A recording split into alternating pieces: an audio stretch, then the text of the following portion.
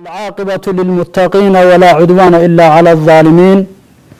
والصلاة والسلام على أشرف خلق الله سيدنا ومولانا محمد وعلى آله الطيبين الطاهرين وصحابته البررة الأخيار ومن تبعهم بإحسان إلى يوم الدين. ما بعد، إن شاء الله تعالى waxaan halkan ka daba tagi doonaa ama tacqiib ku samaynaynaa muxaadaro macal asaf waqti hore dhacday oo lagu qiyaasay ilaa 2007 inay ahayd, laakiin waxaa laga yaabaa hadee qofku markay wax warku soo gaaro markaa unbu ku baraarugaa, oo uu dhigay nin la yidhaahdo maxamed cabdi umal. ninkaas oo aflagaado aada u xeel dheer ama ihaano ama taxqiir si kastoo loo dhigaba ama tacyiib iyo ceebeyn iyo naqsi ugu geystay muxaadarada ayada ah rasuulkeeni udgoonaa calayhi salaatu wasalaam, oo ay ka mid tahay sidaa daawan doontaan ereyadiisa. nebigaa maalin u soo galay sidii caadadiisa ahayd, maalin buu umu xaraam u yimid nebigu sal lla lay slam, uma jalasat taflii ra'sahu salawaatu rabbi wasalaamu calayh. way fadhiisatay, nebiguna wuu ag fadhiistay. waxay bilowday inay nebiga timihiisa salawaatu rabbi wasalaamu calayhi ay ka gurto, injirta iyo qashinka iyo wixii ku jiray ay ka saarto ayay bilowday. inuu ku tilmaamay rasuulku inuu lahaa injir oy dumar gabadh uu sheegay oo layaa umu xaraam bintu milxaan ay injirta ka guri jirtay, oo uu ku daray inay ka guri jirtay cayayaanka kale oo injirta aan ahaynoo madaxa gala, oo qofka af soomaaliya yaqaano lagu tilmaami kara bahalka qandhicirka la yidhaahdo, oo ay ka mid ahayd in ay ka nadiifin jirtay wasakhda, oo ay ka mid tahay in ay ka guri jirtay qashinka. waa afar aflagaado oo mid waliba ay muxuu ahaa jaraaxadeedii ay leedahay, dhibaatadeeda ay leedahay. markaasaa waxay bilowday inay nebiga sal lla lay wasalam timaha uga hagaajiso qashinka iyo cayayaanka timaha gala. ayaa waxaan rabnaa inaan ka daba tagno insha allahu tacaala, laakiin intaan wadaadka hadalkiisa aynaan u gudbin ayaa waxaan rabnaa inaan tilmaano insha allah. ilaa wuxuu ku tilmaamay rasuulkeena calayhi salaatu wasalaam ninkaas in uu ahaa injir le. mar haddii qofka injir laga guray oo injir lagu arkay, injiraa la odhan karaa. inuu ku tilmaamay inuu lahaa qandhicilka bahalka la yidhaha, waa sida uu dhigay cayayaanka kana madaxa gala, inuu lahaa wasakh, inuu lahaa qashin intaa ka baxsan, oo intooda markay timaha galaan qandhicilka iyo injirta iyo wasakhdu waxa kale lagu tilmaami karo sida cawska iyo caleenta daadata iyo saliid iyo burka qofka madaxa ka gala. runtii waxaad moodaa arrinta ayada afartaa marka laisu geeyo qof waalan oon miyir qabin inuu u sawirtay rasuulka ilaahi, ama uu sawirtay meesha uu joogo Nairobi la dad joogi jiray Qaraabib la odhan jiray oo qashinka ku noolaa. ruux waalan bay injirta iyo qandhicilka iyo wasakhda iyo qashinku caleenta iyo muxuu cawska isugu tagi karaan. ayaa waxaan rabnaa inaan horta bal ishaarno rasuulkeena Muxammad sallallahu alayhi wa sallam tilmaantiisu ma sidaas ay ahayd oo diintu ku sheegtay mise si ka duwan bay ahayd. bal waxaan rabnaa rasuulku inaan horta tilmaano inuu ahaa calayhi salaatu wasalaam nuur macnawi iyo ku daataa labadaba. haddana inaan tilmaano calayhi salaatu wasalaam rasuulkeena dhididkiisu inuu barfoonka iyo cadirka wanaagsan laga samayn jiray, uusan ahayn dhididkiisu mid intuu qurmo injir iyo qandhicil ay ka soo dhashaan meesha ayada. haddana waxaan rabnaa inaan ishaarno insha allahu tacaala in diinteennuba ay tahay diinu nadaafa wa tahaara, rasuulkeennuna uu ahaa rasuulu nadaafa wa tahaara, rasuul nadaafad iyo tahaaro. rasuulkuna uu ahaa qaa'idkii ummadda oy tahay xaq ama waajib in lagu dayo tilmaantii aan ku aragno. marka ninkaas wuxuu noogu tilmaamay rasuulku qof injir lahoo qandhicil lahoo wasakh lahoo qashin leh. uma jalasat taflii ra'sahu salawaatu rabbi wasalaamu calayh. way fadhiisatay, nebiguna wuu ag fadhiistay. waxay bilowday inay nebiga timihiisa salawaatu rabbi wasalaamu calayhi ay ka gurto, injirta iyo qashinka iyo wixii ku jiray ay ka saarto ayay bilowday. markaa kadib waxaan rabnaa xadiidka uu ka been sheegay ninka asaga ah ee sida xune qaladka u turjumay inaan u tagno lafdigiisa oo aan horta icraab ahaan iyo sarfi ahaan aan ka hadallo luq ahaan aan uga hadallo culimada islaamka waxay yidhahdeen aan uga hadallo haddana aflagaadada ayada ah diinta islaamka waxa ay noqonayso qofka nabi maxamed saa u aflagaadaya ama saa u ihaanaysta xukunkeeda aan ku gabagabayna meesha insha allahu tacaala ikhwaanii marka ilaahay subxaanahu wa tacaala isagoo rasuulkeena ka hadlaya wuxuu yidhi qad jaa'akum min allahi nuurun wa kitaabun mubiin mu'miniintiyay waxaa xagga alla idinka yimid nuur la yidhaha nabiy llaahi maxamed iyo kitaab cadaynhaya xaq iyo baadilka kala saarhaya yaa xagga ilahay idinka yimid qofka uu ku tilmaamay marka injir iyo qandhicil iyo qashin ilaahay muxuu ku tilmaamay nuur buu ilaahay ku tilmaamay nuurna waa naqaana ama layd injir iyo qandhicil iyo qashin kama suuroobaan waaba hadda laydkan aan hoos fadhino hadda aan muxuuha wax ku daalacanayno injir iyo qashin iyo qandhicil kama suuroobi karaan ilahay saasuu ku tilmaamay subxaanahu wa tacaala aayad kale ilahay muxuu ku yidhi nabi llahi maxamed asoo ka hadlahaya yaa ayuha nabiyu inaa arsalnaaka shaahidan wa mubashiran wa nadiira nabiganow annaga ayaa ku dirnay adigoo shaahidow ummadaha ku markhaati ka ahaya adigoo bashiir oo u bishaarayn haya ciddii ku raacda janno iyo rido ugu bishaarayn haya adiga oo nadiir ah oo u digahaya ciddii ku diido ka hortimaadana cawaaqib xumada aakhiri adduunba uga digahaya wadacayna ila allahi biidnihi wa siraajan muniira waxaan ku dirnay adoo daaci ah oo dadka ugu yeerahaya ila allahi ilaa diin illah ilaahay diintiisa iyo tawxiidka ugu yeerahaya biidnihi idin illah ilahay idankiisana ugu yeerahaya wa siraajan adigoo ah ayaan ku dirnay light matramakis muxuu ahaa muniiran light aada u iftiimhaya adigoo ah ayaan ku dirnay bu ilahi subxaanahu wa tacala nabiy llahi maxamed muna odhanin adigoo injir lahoo qandhici lahoo qashin lahoo muxuu ahaa adigoo dhan ay kugu dhan tahay baan ku dirnay ilahi ma odhan subxaanahu wa tacaala aayad kale ilahi muxuu yihi subxaanah allahu nuuru الsamaawaati wاlأrض mathalu nuurihi kamishkaatin fiiha misbaaxun اlmisbaax fii zujaajatin الzujaaja kaأnahaa kowkabun duriyin yuuqadu min shajaratin mubaarakatin zaytuunatin laa sharqiyatin walaa garbiya yakaadu zaytuhaa yudii'u walow lam tamsashu naarun nuurun calaa nuur yahdi allahu linuurihi man yashaau wayadribu allahu alamhaala linnaasi wallahu bikuli shayin caliim ilaahay wuxuu yidhi subxaanahu wa tacaala aayaddu dabcan tafaasiir aada u badan bay leedahay qur-aankubana hal aayadoo hal tafsiir lamaba jirtaba intaasoo tafsiir ayuu qur-aanku leeyahay waxaa kamid a marka tafaasiirta qeyb kamid ay ku fasiraan salaf iyo khalafba ninkii doonaaba tafaasiirta u laabto allahu ilaahay nuuru samaawaati waalard ilaahay munawiru samaawaati waalard samaawaadkii arada allaha nuuriyo wey subxaanah oo nuurka munawir baa lagu fasira mathalu nuurihi nuurillaah mathalu nuurihi oo kitaabkiisa nuurkiisa mathalu nuurihi nuuri nabiy nabiyullaahi maxamed nuurkiisa tilmaantiisu kamishkaatin bay lamid tahay dariishad oo kaley lamid tahay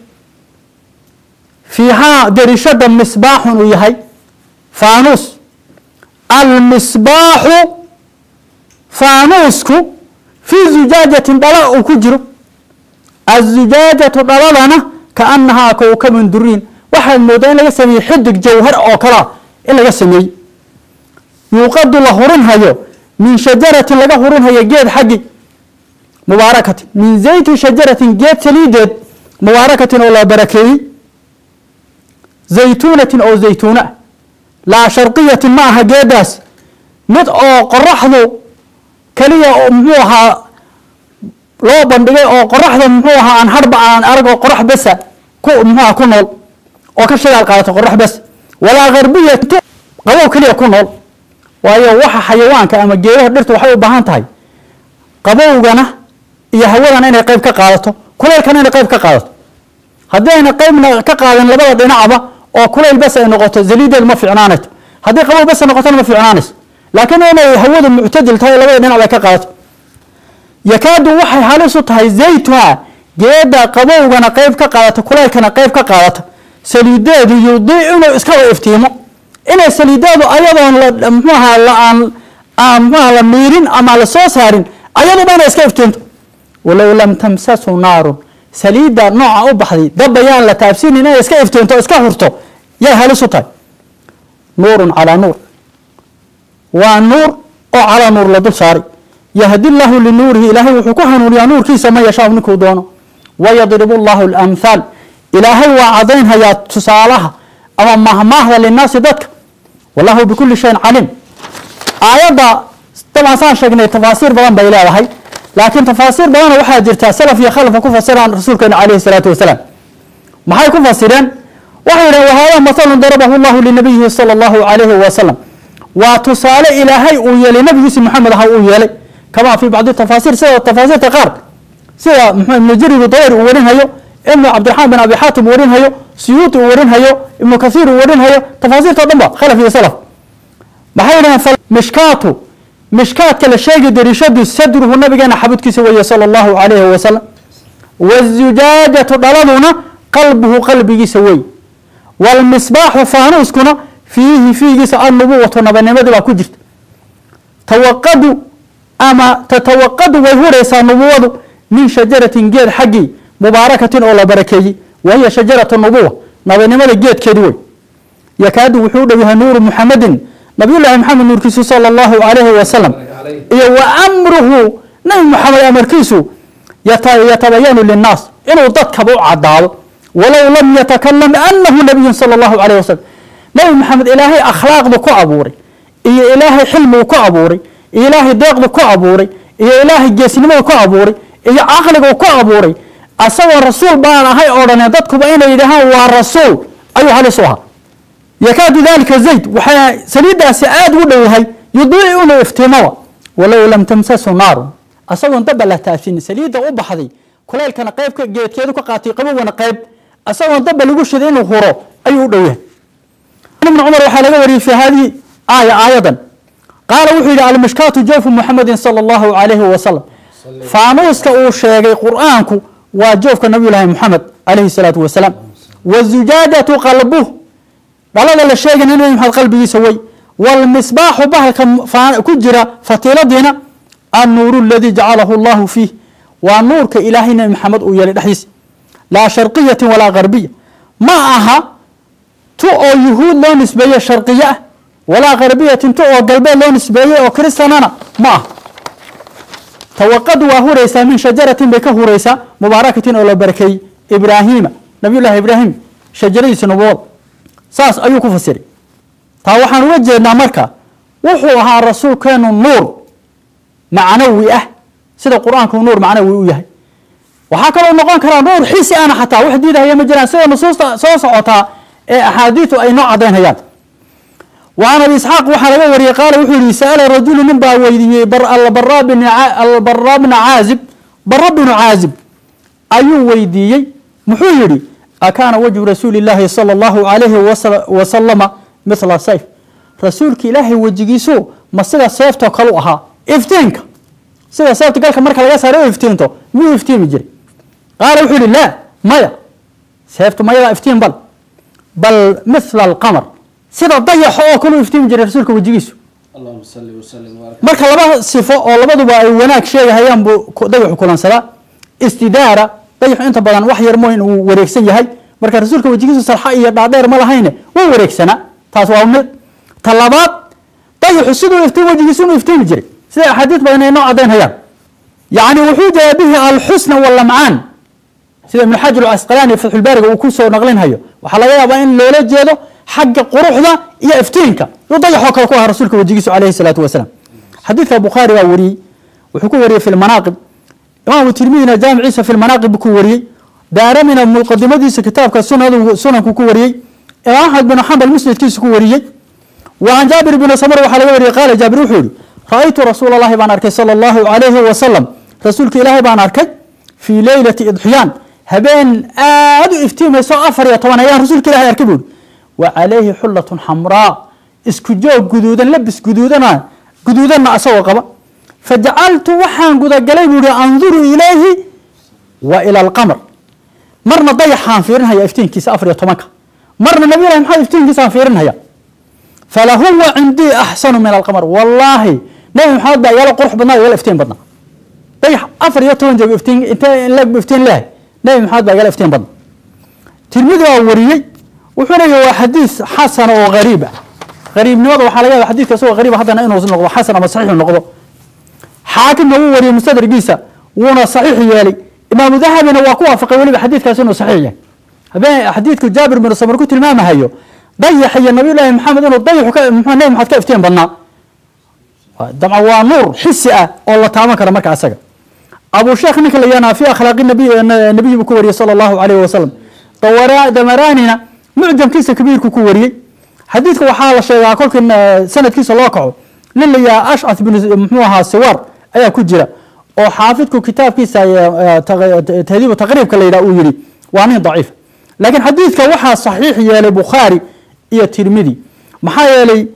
ترمذي وحو كله هاي محمد بن محوها وحان ويدي حديثك محمد بن إسماعيل بخاري بن ويدي أو وحان لي حديثك إسحاق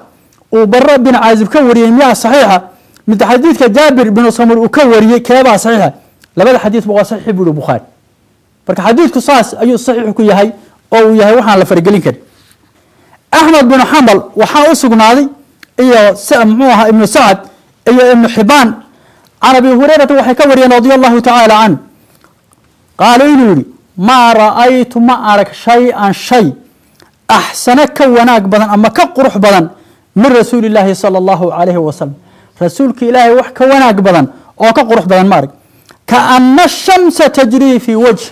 rasuulka waxaad moodi jirtay inay qoraxdu wajigiisa dhex socoto nuurka wajigiisa ka baxay wuxuu wariyay nin kale Yaqub bin Sufyan fi taariikhi wa inna kitab taariikh له من طريق يونس بن أبي يعقوب وحكور طريقة وكوري عن أبي إسحاق السبيعي وكوري من امرأة وحكوري من همدانة وصحابة يا قال الوحي تري حججت مع رسول الله صلى الله عليه وسلم رسولك إلهي معيسى أيان حجي فقلت وحان يبو يري لها شبهيه بالنوت شبه نوت المانو بل وحون لو شبه أو حاسو إكاده قال وحي تري كالقمر ليلة البدر وحو لمدها وإكاد ضيح أفر يتبن جوج ضيح عاو أفر يتبن جوج وإكاد لم أرى قبله كهر أسو ما أرق ولا بعده قداشين ما أرق مثل أسوكا وحل قروحة يا وحل النورة كهر أساقنا ما أرق كذبنا ما أرق حديث كما حكو صاروا ربيع بنت معاوذ الذي أخرجه طبراني ووري صار طبراني وطارمي محوها لو رأيته لرأيت الشمس طالعة وحيتري ربيع بنت معاوذ أولي وقبل رسولك كقب قلبه هيد أروس كذا والله هذا أركل رسولك إلهي أركل هيد قرح بعد أركل هيد بيت قرح ذا أكلفتين كي نور طبعا كنت سنة حديث كلي إنه وها نور ذاتي أنا وها حتى أحاديث ولي كل وحاول حجيسته وصور قالن هيا ابن حجر العسقلاني حافظك وكل شيء كتاب كيس فتح الباري الليلة حديثا مقبول هين أما صحيح هين أما حسن هين إنه شرح يسكسو قادم إمام مسلم وحي وريي من حديث جابر بن سمرة أو محيري أن رجلا قال له أكان وجه رسول الله صلى الله عليه وسلم مثل السيف جابر بن سمرة وحيري نبا وحيري والرسول إلهي وجهيسو ما سيفته أكا حاجة افتنك قال وحيري لا بل مثل الشمس والقمر قرح لي ضيح وياك حاجة قروح ذا ضيح وياك حاجة نور كان قرح وياك مستديرا ولي أسوي وريكسن سلحنا ما هنا ودي وريكسن بولا حكيت سنة سمركا رسولك اللي قمة تلي قرح يا ضيح نور حسوها ذاتها عائشة وحلقوري رضي الله تعالى عنها أنا رسول الله صلى الله عليه وسلم رسولك إلهي بعد دخل عليها وصوق لي مسرورا أسوق آد وفرح قلي وتبرق أسارير وجهيس خدوديس دي لمهيسو وخدود أسارير توحل يروحو ماشا مركو فرحانا كلافدا مركو ونحانا انقباض كل عاي أورطا أما مركو هلا مركا قارك أسوتكتا أسوق وجهيس خدوديسو أيفتين ميسو أيو عايشة وصوق فقال وحكوري رسولك عائشة ألم تسمعي ما قال المدلجي لزيد وأسام نكن ريب بن المدلج وحو زيد بن محوها حارسية وكل أسامة بن زيد لما يسلشوا من عبا من المدينة ودتكو حمان جيران صحابة محوها إنه تهن أي مالها أي لحر حلين هين أيو نكاسو قائفة أرك لما وضع انتي مرأة أي هكسان السيحلين لقوه كيسا بس كم مغضان لبعض اللغة من اللغة واللغة مدو أفريقيا إننا ونلعر ولغات مركزه وحيري lugahani waa isku mid waas dhaleen buu labadan mana yaqaano meesha uu ku arkay rasuulkuna meesha joogay calayhi salaatu wasalaam waraa wuxuu arkay buu yiri rasuulku aqdaamahuma markaas wuxuu yiri inna ba'd hadhihi al-aqdam min ba'd wallahi lugahani waas dhaleen buu waa kuwana waa madiin kuwana waa cadiin bukhari ayaa wari abdullah ibn ka'b waxa laga wari qaal wuxuu sami'tu ka'b ibn malik abihi ka'b ibn malik haban maqribu yuhaddithu asoo ka sheekeynaya xiina takhallafa an tabuk duulaankii tabuk kolku ka'b ibn malik ka ta'akhur ka dib dhacay asoo ka sheekeynaya markii la ganaxay laba saxaabi kale qaal wuxuu yiri ka'b ibn malik falama sallamtu ala rasulillahi sallallahu alayhi wa sallam markaan rasuulka ilaahay salaamay wal hal yabruq wajhu min as-surur asoo iftiinhaye sida hilaa kale iftiinhaye wajigiisu farx darti وكان رسول الله صلى الله عليه وسلم رسولك إلهي وحوها إذا سر مركي لفرح قليو استنار وجهه سيفتيه جريبه حتى كأنه قطعة قمر وحد موي جرتي قبل طيح لقى سوقي وجهه سيدا طيح ويفتيه وجهه ذاتهن ويفتيه جريب وكنا نعرف ذلك منه وانا قرن جرين مركا وجهه سيفتيه ما أرقنا يعني ما أنت لفرح قليو فرح كفرح ينبو وهلي أيان قرن جر حديث البخاري باول عبد الله بن مسعود الله كرضون رضي وحلقه يقول وحول شهدت من المقداد بن الأسود مشهدا لأن أكون صاحبه أحب إلي مما عضل به مقداد بن الأسود وحال قوب جوغو أهابوري مال أرن دعضي أو أن جعلان لها أرنتها نكا سمي إنو أنا أهان لها أنا أدو جعلان لها أو واح والبان كور مرين لها نكا أرنتها سمي مقداد أرنتو ناي محمد كل سمي inaan anagu sameeyo ee wanaaga ana jeclaan laha wuxuu yiri ata nabiga uu yimid sallallahu alayhi wasallam miqdad ibn al-aswad baa nabigeena u yimid wa huwa yad'u ala al-mushrikiin asoo rasuulka ah mushrikiinta waa habaarhay faqala wuxuu yiri miqdad la naqulu kama qala qawm Musa rasuulka ilaahay sidii qawm nabi allah Musa qawmkiisa ay ku yireen ma ku oranayna hamurugoonin idhab anta wa rabbuka faqatila wa ka yireen adii ilaaha tago la soo dagaalama anagu meeshaan si joogayna saas ku yireen oo ilaaha Muuse ma ka oranayno saas walakin nuqatilu an yaminik midigtaan ka dagaalamayna wa an shimalik bidixaadana ka dagaalamayna wa bayna yadayk hortaadana ka dagaalamayna wa khalfaka gadaashadana ka dagaalamayna dawal baan ka difaacayna waxaan arkay buuri nabigi ilaahay oo iftiimay wajigiisi farax darti u la iftiimay ayaan arkay buuri ibn al-Bazar wuxuu wariyay oo masjidkiisu ku wariyay bayhaqina uu wariyay aan Abu Hurayra qaal wuxuu Abu Hurayra kaana nabiyyu sallallahu alayhi wa sallam nabiga ilaahay wuxuu ahaa ahsan an-nas dadka ka ugu wanaagsan buu ahaa ugu quruxda badan kaana rab'a wuxuu ahaa dhaxdhaxaad qof gaaban ma ahayn rasuulkeenu alayhi salaatu wasalaam qof dheer oo dheerka isu xad ka baxayna ma ahayn bal dhaxdhaxaad buu ahaa kolku kaliya yahay markuu dadka dhax socdana asaga ugu dheera wa huwa ila tuuli aqrab waxaana lagu qiyaasay xagga dheerka inuu dhow yahay baciida ma bayna al-mankibayn labadiisa garab inta u dhaxaysa wuu weena garbadhu dhuwan mana garba balaaran buu lahaa asiil al-khadayn dhawana aad qurux badan oo shubanna waa laha shadiida sawaadi sha'r timihiisa madowgooduna aad buu darna akhal al-aynayn inda kuulan buu lahaa afriyatanka saayn inda kuushaad moodi jirtay ahdaba al-ashfaq xirba dheerna wuu lahaa ila an qaala ila ma ku xadiidku u dheeraay إذا وضع رداءه عن منكبيه مركو قئيس كقال قربهيسا فكأنه صبيكة فضة وحد موجد في الدالة على عدينك يفتينك يا نرفض كم مقنع وإذا ضحك مركو قصلان رسولك عليه الصلاة والسلام يتلالأ في الجدر وحوك افتين وحد موجد ماشي انه روبدي مركو نبقى هان هيو واحد ما يسأل ربه يهلعها يأفكي سنورك كسو بحي لم أرى مثله قبله ولا بعد ولي أسوأ كلا كهري كدب إنما نعر ماشا كم مقانية رسولك مركو هذا واحد ما يجرتي إنه روب دأها يا ماشا افتين كيس إنه أفكي كسو بحي نور ذاتي أوي كاس ما نور معنا ولا مقياسك حديثك وحاك له وري أيضا أحمد بن حنبل يا تلميذي ابن حبان أيا وريين عبد الله بن عباس وحالة وري رضي الله تعالى عنهما قال وحولي كان رسول الله صلى الله عليه وسلم رسولك إلهي وحوها أفلج الثنيتين فانحى أيولها إذا تكلم مركو رسولك هذا ru'iya kan-nuuri yakhruju min bayni thanaayah waxaa la arki jiray nuur ka soo baxaya fanxihiisa dhexdooda ka soo baxayo daati imaamu tirmidi baa wariyey shamaailkiisa ku wariyey bayhaqina dalaa-il inuu ku wariyey albaqawi wuxuu ku wariyey fi sharxi sunna suyuudina khasaa'iskiisa ku wariyey xadiidkan sanadkiisa waxaa ku jira kan dambe nin la yidhaha cabdilcaziiz bin abi thaabit waa nin daciifa laakiin haddee inta nusuus ee bukhaari muslim wariyeen iyo khayr iyo qur-aankaaba inoo sheegahaya nuurnimada taas wax mura ka jooga maha xaafidulhaysamina majmacihi majmuuc zawaidkiisa ku wariyey mujaladka 8 safxada 279 waxaa xadiidka kaloo soo wariyey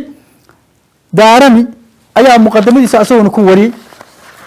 xakiimu tirmidi na waa wariyey inkastoo xakiimu tirmidi iyo muxuu ahaa taariikhda muxuu ahaa khadiib baqdaadi iyo muxuu ahaa kitaabada wax laga sheegay musnadul muxuu ahaa firdowsi ay yihiin haddana axaadiis badan oo saxiixa ku jirta wa akhrajat xakiimu tirmidi wuxuu wariyey xadiis sanad laa ba'sa bih an dakwan ana rasuul allahi sala allahu alayhi wasalam rasuulka ilaahay lam yakun yuraa lahu dhillun fi shams walaa fi qamr rasuulka ilaahay weligii dayax hadduu joogo iyo hadduu joogo maalin oo qorax joogo midna harkiisa lama aragba waayo asagaaba nuur aha qaala ibnu sabci wuxuu yihi min khasaa'isi waxaa kamid aha rasuulkeenna khasaa'istiisa ana dillahu kaana laa yaqacu cala alard had uu nabiyullaahi maxamed leehay dhulka kuma dhicino weligii harkiisa lama arag wa annahu kaana wuxuu ahaa nuuran buu ahaa fa kaana idaa mashaa wuxuu ahaa markuu socdo fi shams aw ilqamar laa yundaru lahu dil maan la arki jirin wax had ah hadduu dayax joogo habeen joogo uu socdona harkiisa lama arki jirin hadduu maalin joogana harkiisa lama arki jirin marka waxaan uga goleanahay intaas rasuulku wuxuu ahaa nuur xisia iyo ku daata labadaba nuur daati ahaana injir iyo qandhicil iyo qashin ma yeesho taasi waa bointi qabaan leenahay wadaadka horta muxuu ahaa rasuulku nuur buu ahaay waxay bilowday inay nabiga timihiisa salawaatu rabbi wasalaamu calayhi ay ka gurto injirta iyo qashinka iyo wixii ku jiray ay ka waxaan ka hadlaynaa marka meesha uu yidhi injir buu lahaa rasuulku calayhi salaatu wasalaam waxaan ognahay shayga xayawaanka ee noolaha ah markay jaraaxa jirkiisa soo gaadho jaraaxadaas dhaacaan baa ka imanaya meesha ka dhalanhaya dhaacaankaa ka dhalanhaya yaa waxaa noqonaya cufuuno qurin iyo isbedel markaasa waxaa laga yaabaa inay waxa dixriga layaa uu ka soo baxo wakadalika sidoo kale qofka basharkaa markuu dhidido dhididka ayaa cufuuno iyo qurun buu noqonhaya isbedelhaya hadduuna markiiba ruuxu qabaysanin oo wax kaloo muxuu ahaa uuna isticmaalin muxuu ahaa aalaad kale oo intuu dhididkii uusan qabaysanin uu isku daayo dhididkii waa isbedelhaya wuxuu noqonhayaa muxuu ahaa isbedel baa iyo cufuuno iyo qurun baa ku imanhaya qurunkaas injirtu ka dhalanaysa rasuulkeenu udgoona calayhi salaatu wasalaam dhididkiisu injiri haba ka dhalatee nooca horta maaha taasaan ka hadlaynaa marka ayadan caraquu baan ka hadlaynaa sala allahu calayhi wasalam rasuulkeena dhididkiisii iyo watiibu riixiisa udgoonkeeda wa qaala imaamu muslim wuxuu yihi xadathanii waxaa ii warramay zuhayr binu xarb wuxuu yihi xadahanaa waxaa noo warramay haashim yani ibn alqasim can salmaan wuxuu ka wariyey can haabit wuxuu ka wariyey can anas ibni malik wuxuu ka wariyey radia allahu tacaala canh qaala anas bn malik wuxuu yihi dakhala calayna nabiyu sala allahu calayhi wasalam rasuulki ilaahay baa noo soo galay faqaala wuu seexday cindanaa agtanadu qayluushada oo seexday facariqa waa dhidid wa jaa-ad waxaa timid ummii hooyaday baa timid biqaaruuratin dhala ayay la timid fajacalat taslitu lcaraqa fiiha waxay gudagashay hooyaday dhididkii nabiyullaahi maxamed ka dhacay inay dhuranayso oo ay dhaladeeda ku dhuranayso fastayqada nabiyu sala allahu calayhi wasalam rasuulka ilaahay baa soo baraarugay soo toos faqaala wuxu uhi yaa umma sulaym gabadhii ummu sulaym ahayday maa hada aladii tasnaciin maxaad samaynaysaa buuhi iyadoo jidhkiisii dhidid ka dhuranaysa qaala waxay tihi haadaa caraquka rasuulka ilaah waa dhididkaagi bay tihi najcaluhu fii tiibina waxaan ku darsanaynaa barfuunkanaga iyo cadirkanagaan ku darsanaynaa wa huwa min adyab diib inta barfuuna ama cadiraana ka u wanaagsan wey haddii xaggee injir ka dhalanaysaa marka barfuunka ama cambarka iyo qaaliga iyo miskiga uu wanaagsanaabaa dhididka nabiga laga samayn jiray horta intee injiri imanaysa ay ka dhalanaysaa soo horta meesha inay quran iyo cufuuna timaado sooma imaam muslim waxaa kaluu yidhi saxiixiis ku yidhi xadathanii waxaa ii warramay maxamed binu raafic xadahanaa waxaa noo warramay xujayn bin lmusanna xadahanaa waxaa noo warramay cabdulcaziiz wa huwa ibnu abi salama عبد العزيز بن أبي سلام عن إسحاق بن عبد الله بن أبي طلحة عن أنس بن مالك قال أنس بن مالك وحوري كان النبي نبيين أدقناه صلى الله عليه وسلم يدخل كي أصوغلا بيت أم سليم بسوغل الجري قبل هو يدي أهل أنس أم سليم لأرجري قريقات فينام وسيحنجري على فراشها هو يدي قوغش يدي كسيحنجري وليست فيه أيضا هو يدي قريقات جوغن وكم مقنينته يمادو هو يدي قوغش يدي كسيحنجري قال أنس وحوري فجاء وجم ذات يوم مالين بوجمد فنام وسيحدي على فراشها هو يدي قوغش يدي كسيحد فأوتيت أم سليم باللوتري فقيل الله وحلويري أدوان هالكنا اسكجوكتا dadna nasiib bay kula yihiin inuu soo booqdo adigana gurigaaga intuu seexdo oo nabiga uu gurigaaga tagay oo seexday ayaa adna halka iska joogta qaala Anas wuxuu yiri fajaad markay maqashay waa soo carad fajaad way timid waqad xaal ariqa uu dhiday nabigu wastanqa'a araquhu ala qid'ati adim asagoo intuu dhididay dhididkii qayb gogashii maqaar uu ku jiifay oo ku ururay ayuu yaa muslim timid ala al-firaash ففتحت way furtay عديدتها boosadeeda bay la soo baxday ama muxuu ahaa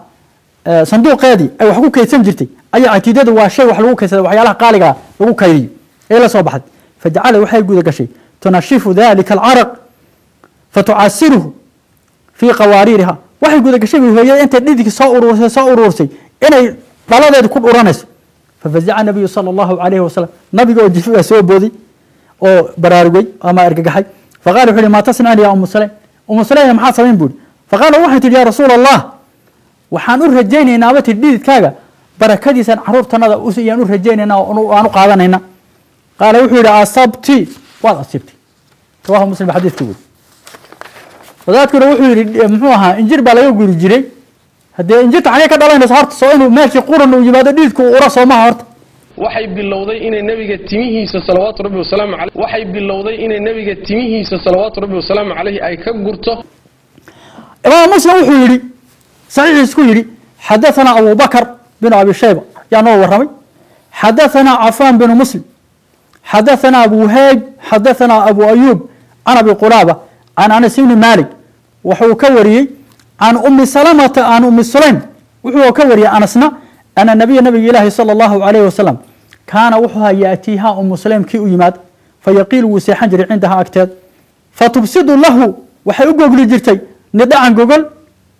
فيقيل عليها وكسي حنجري وكان وحها كثير العرق أدبنود بنا فكانت تجمع عرقه ديد كيس أورورين جرتي أو كل من جرتي فتجعله في طيب عدك كودر سنجرتي ولقواريرها يكون أورورين جرتي فقال النبي وحده صلى الله عليه وسلم يا أم سليم ما هذا وحن ديدت كانت دور السيد الله كشوه سمحو ياي قال وحيتي عرقك أدوف به طيبي وديدت كاغا وحن كو خلد هيا كو در هيا ويتي ان كو ادغورين هيا ديب كاغا كو سدرسن هيا ديب كا ويسو ادغورين ديد كا كو در امام مسلم وحو صحيح كو يري حدثنا عمر بن حماد بن ورهين بن طلحه القناد نيكا لو اورن جيري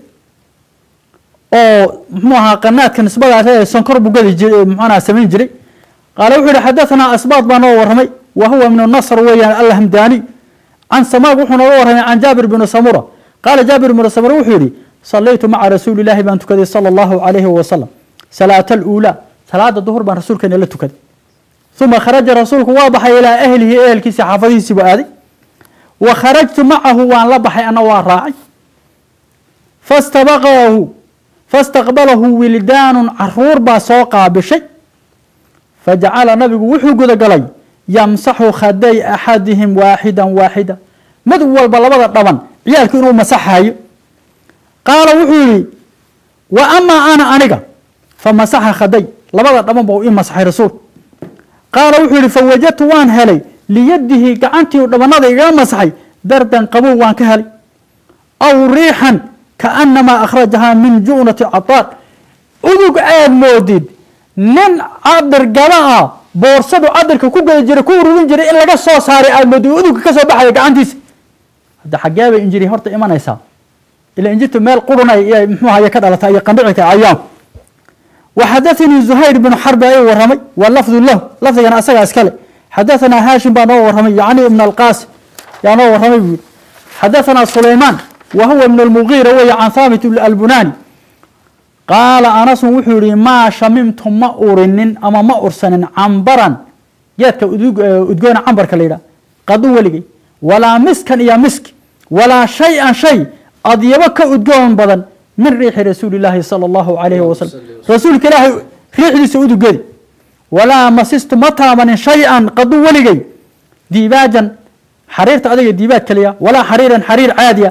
alyana ka jilicsan masan taabashada min rasuuli illaahi sala allahu calayhi wasalam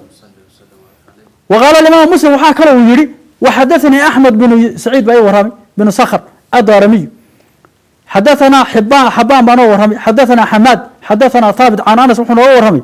qaala wuxuu yihi kaana rasuulu llahi salى اllahu calayhi wasalam rasuulka ilaahay wuxuu ahaa azhara lown mid aad midabkiisu cad yahay kaana caraqahu lulu waxaad moodajisay dhididkiisa cadaynka jawhar idaa mashaa markuu socdo takafaa horay buu mxuu ahaa yuu socon jiray walaa masistu ma taabanin diibaajatan xariirta diibaajada la walaa xariiran xariir caadiya alyana oo ka jilicsan min kafi rasuuli illaahi sala allahu calayhi wasalam rasuulka ilaahay gacantiisa iyo kafkiisa walaa shamimtu ma urinin ama ma ursanin miskatan miski ma ursan walaa cambaratan iyo haali adyabo ka wanaag badan min raa'ixati rasuuli illaahi sala allahu calayhi wasalam rasuulka ilaahay udugiisi imaam albukhaari wuxuu yihi oo jaamiciisu ku yidhi xadaثanaa sulaymaan binu xarbi waa noo warram xadaثanaa xamaad can haabit can anasin qaala anas wuxuu yihi maa masistu ma taabanin xariiran xariir ma taabanin walaa diibaajan diibaajna ma taabanin alyana ka jilicsan min kafi rasuuli illaahi sala allahu calayhi wasalam walaa shamimtu ma aana ursanin riixan ur udgoon qadu weligay ow carafan caraf qadu weligay adyabo ka udgoon badan min riixi rasuuli illahi ow caraqi nabiyi sala allahu calayhi wasalam imaam bukhaari waxaa kaluu yihi jaamiciisa ku yidhi xadaثana alxasan binu mansuur abu yacla abu cali ninkii lo odhan jiray abu cali wuxuu yihi xadaثana waxaa noo waraya xajaaj binu maxamed alacwar bilmasiisati magaalada masiisa la yidhahdo ee abu mansuur mxua jacfar uu dhisay magaalada ayada xadaثanaa shucbata can ilxakam buu nooga warramay qaala xakam wuxuu yihi samictu abaa dujayna aan maqlay qaala abu dujayna wuxuu yihi kharaja rasuulu llahi baa soo baxay sala allahu calayhi wasalam ninka abu dujayna la bilhaajira maalin weyn buu rasuulka ilaahay soo baxay buuri ila albadxaa banaanihii makaad buu u baxay fatawada'a wuu weysaystay uma sallaa wuu tukaday aduhra ragcatayn duhurku 2 ragcadood tukaday waalcasra ragcatayn casrkana 2 ragcadood buu tukaday wa bayna yadayhi canaza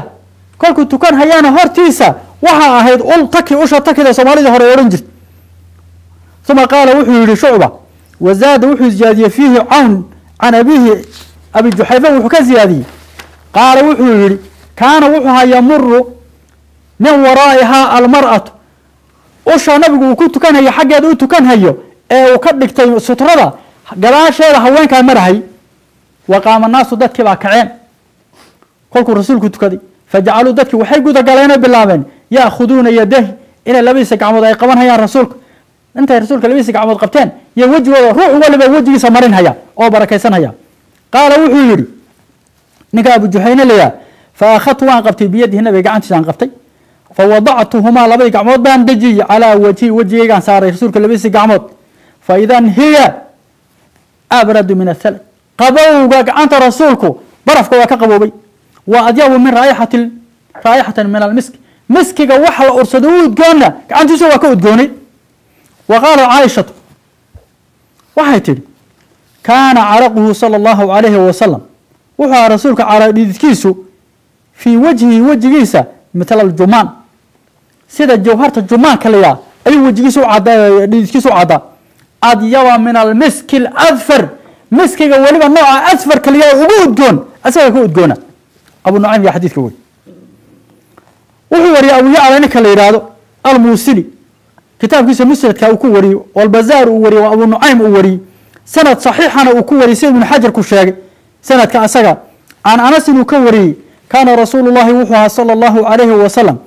idaa mara markuu maro fii ariiqin rasuulku ilaahay markuu meel wada a maro oo min duruqi lmadiina madiina wadooyinkeeda waddo ka mida markuu maro wujida minhu raa'ixatu lmisk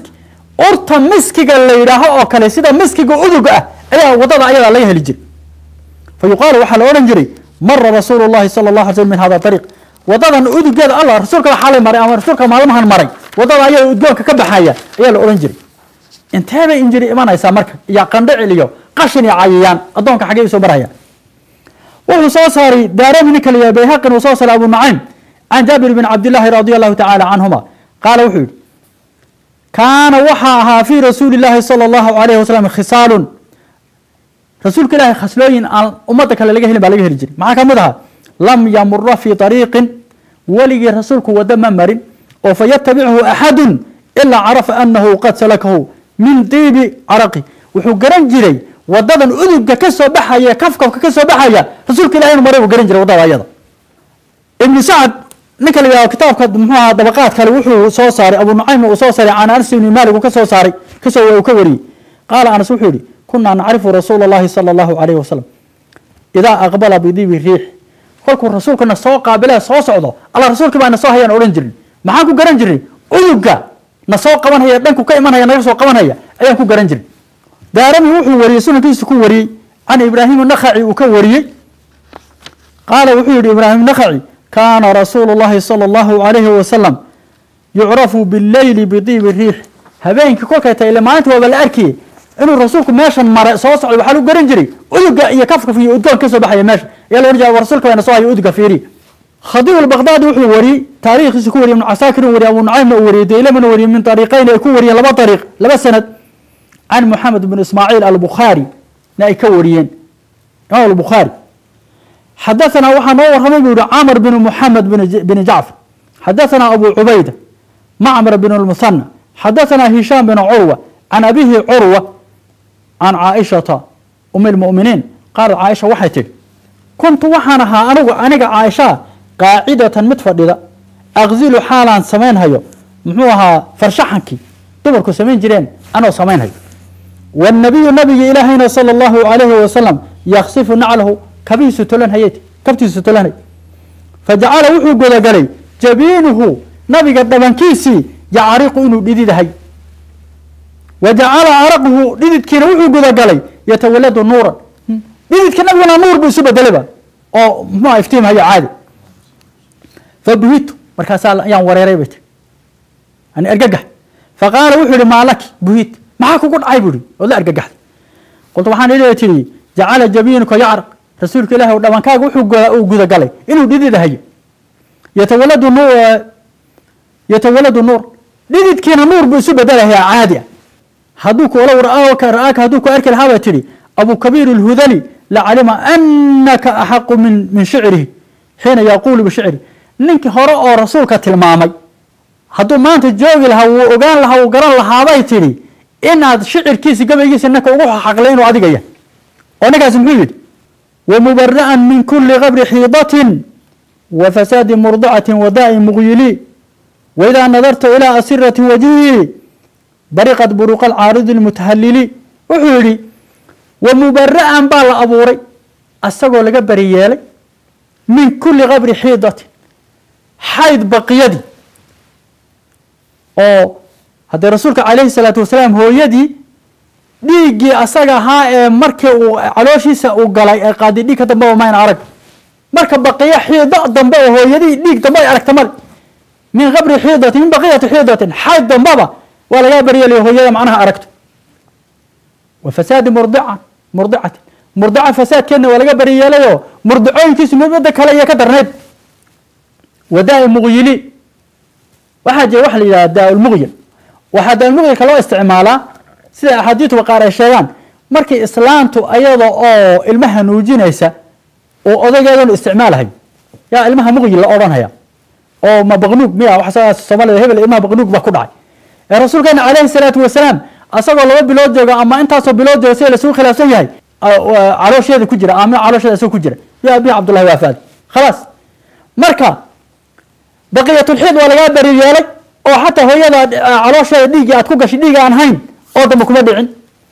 murdi'a mufsidana waa laga bariyeelayo midba kale ka darnay ka baraka badnay haye daa mughil waa laga bariyeelayo waxa weeye hadii asagoo caloosh hooyadii ku jiro aabihi ba dhintay markaas wuxuu yiri wayda nadarta ila asirati wajhi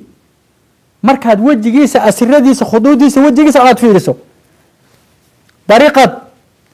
way iftiimaysaa buruq alcaaridi almutahlili roob mahiigaan oo da'ahayo iftiinka habeenka markuu joogo hilaac uuna mar kale go-aynin saasoo kale wejigiisa u iftiimahayo waa meeshii uu muxuu yidhi ninkii la odhan jiray xasaan binu saabit uu yidhi wa axsanu minka lam tara qatu caynii wa ajmalu minka lam talid nisaau wa axsanu minka weligay wax kaa iftiin badan oo kaa wanaag badan lam tara qatu cayni ishadu weligay ma qabanin bu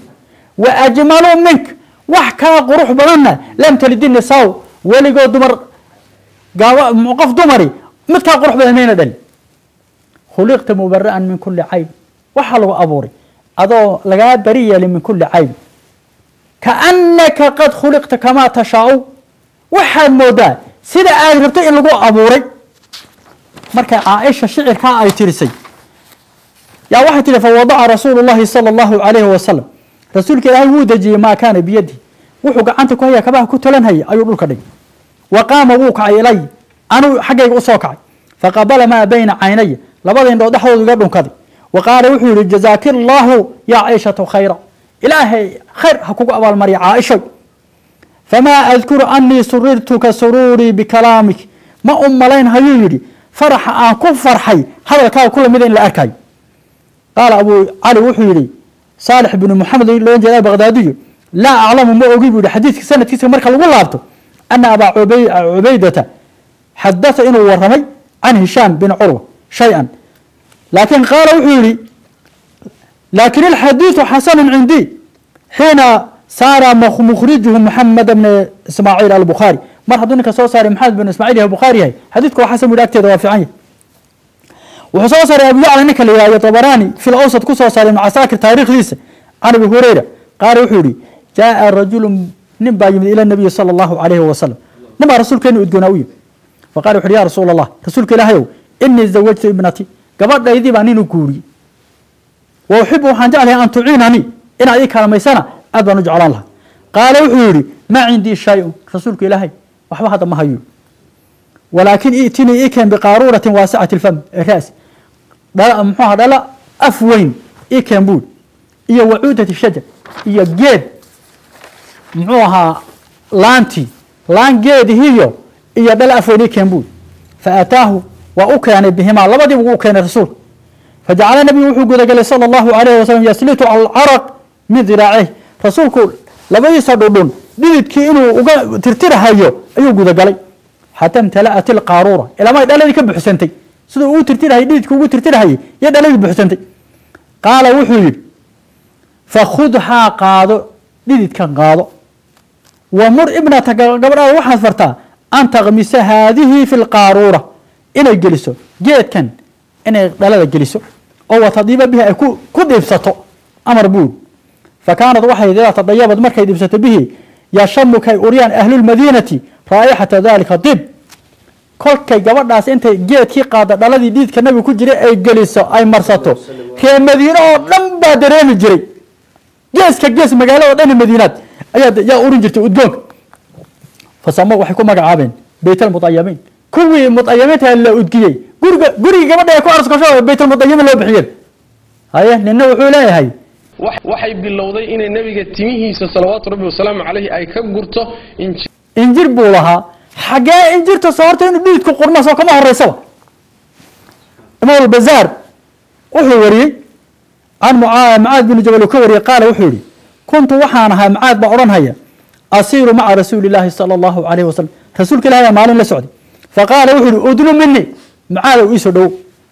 fadanawtu waan u dhawaaday u yihi minhu nabigaan u dhawaaday famaa shamimtu ma urinin miskan wax miskiga bahalka layaa walaa cambaran iyo cambar iyo haali adyaba ka udgoon badan min riixi rasuuli illaahi sala allahu calayhi wasalam rasuulka ilaahay riixdiis albukhaari wuxuu ku sheegay taarikhdiisa kabiirka kitaabkiisa taarikhulkabiirka la yidhahdo saddex taarikh buu leeyahay kabiir iyo awsat iyo sagiir wuxuu ku yidhi can jaabir bin cabdillahi uu ka wariyey qaala wuxuu yihi jaabir lam yakun inabiyu sala allahu calayhi wasalam yamuru fii ariiqin weligii nebi maxamed waddo ma marin oo fa yatbachu axadun qof ma racan ilaa carafa anahu salakahu min diibi udiga dartii wuxuu garan jiray qofkaas nebi maxamed waddaduu maray ka daba maraayo inuu nebi maxamed meeshan maray udiga geedaha iyo dhulka iyo dhagxaanta iyo عرق أنا واحد كسب بحي كفك في أدقون نك إسحاق بن راهويه يا الله قرنها إمامك جليل كوحيري أن تلك كانت رائحته بالعطيب ولذا أدق إمام البخاري الشيء هايو برفون مرسل ما هينه أسوأ وحوم مرسل نبغى وضده مرة أي ما بدنا أدق جرتي وأخرج الإمام الطبراني وحوري بإسناد قوي وكوري إمام الطبراني سند حوق بين وحكوسة صاير عن جابر بن يزيد بن الأسود عن أبيه قال وحوري أتيت رسول الله بأنه صلى الله عليه وسلم رسولك الله بأنه يدبر وهو بمنى رسولك الله من الجوغان بد فقلت له وحكوله يا رسول الله ناولني يدك رسولك الله وقعنت هذا السي فناولني ها قعنتي بويدي بالرسول فإذا هي أبردو من الثلج وحكا قبوده برف وأضيو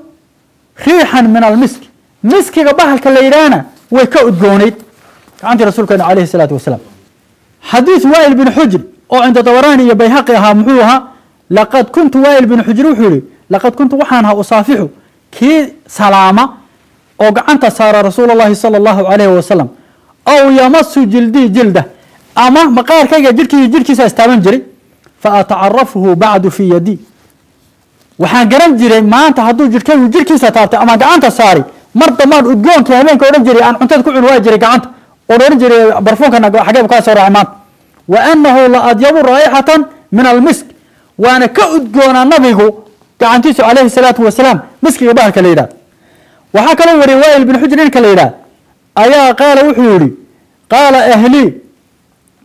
وحيرهن عن أبي آبها يكورين قال إنه أوتي النبي الله صلى الله عليه وسلم بدلو با الله كان وذان ومن ماء بياء فشرب وعبي منه وذانتي بكعب ثم مج في الدلو بيه عبي بقار كتفي وذانتي ثم صب واشبي انت وذانتي سو هدي بيها كتفي في البئر عالكي لوغا سو بيها لوغا سو قادي ايو كدري او شرب اما وعبي من الدلو وذانتي بكعب ثم مج وتفي في البئر عالكي بكتفي ففاح منها مثل الريح المسك عالكي دنا ayaa miski oo kala noqday aalkii rasuulka canuuftiisa ay ku dhacday ayaa miski noqday marka waa xadiis dheer oo laba nin oo la muxuu Abdul Jabbar bin Wa'il iyo walaalkii oo Alqama ayaa xadiiska kala wariyay rag waxa jiray yiraahdeen xadiiskaas waa munqadi laakiin sanadkiisu waa saxiix waa sanad muxuu ahaa waa labada nin Abdul Jabbar iyo Alqama labadooda saxiixka iyo asxaab sunanka ayaa wariyeen marka intaas xadiis iyo غير aan ka tagay waxayna tusinayaan رسول كان يقولنا عليه الصلاة والسلام إن أين إنجر وحلا إلى أين كذا كرين ما يوم حاجة الإنجرت وحيت ما ذا مركا قف كبشر كنتو ديدو كيسو إسبدلا عفونا أما قرن يمادو أي إنجرت يوحى وشجع وقندعك عيانك وأيمان هيان أما نبي الله محمد ده برفوك يا عادر كا يوم غالية أسير يتكيس كود جونا مركا تصبحين تصير هيسا مرنا بقى مستحيل تايران كيس إنجر بقى أنا كذا إنجر ماشي نحن قلنا إن شاء الله تعالى نظافة دي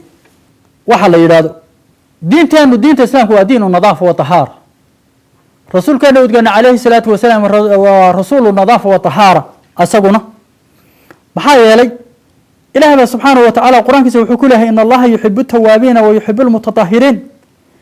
إلهي وحج عليهي كوة توابين تنقشض بدن إلهي أنقط كبدن بإلهي جعلها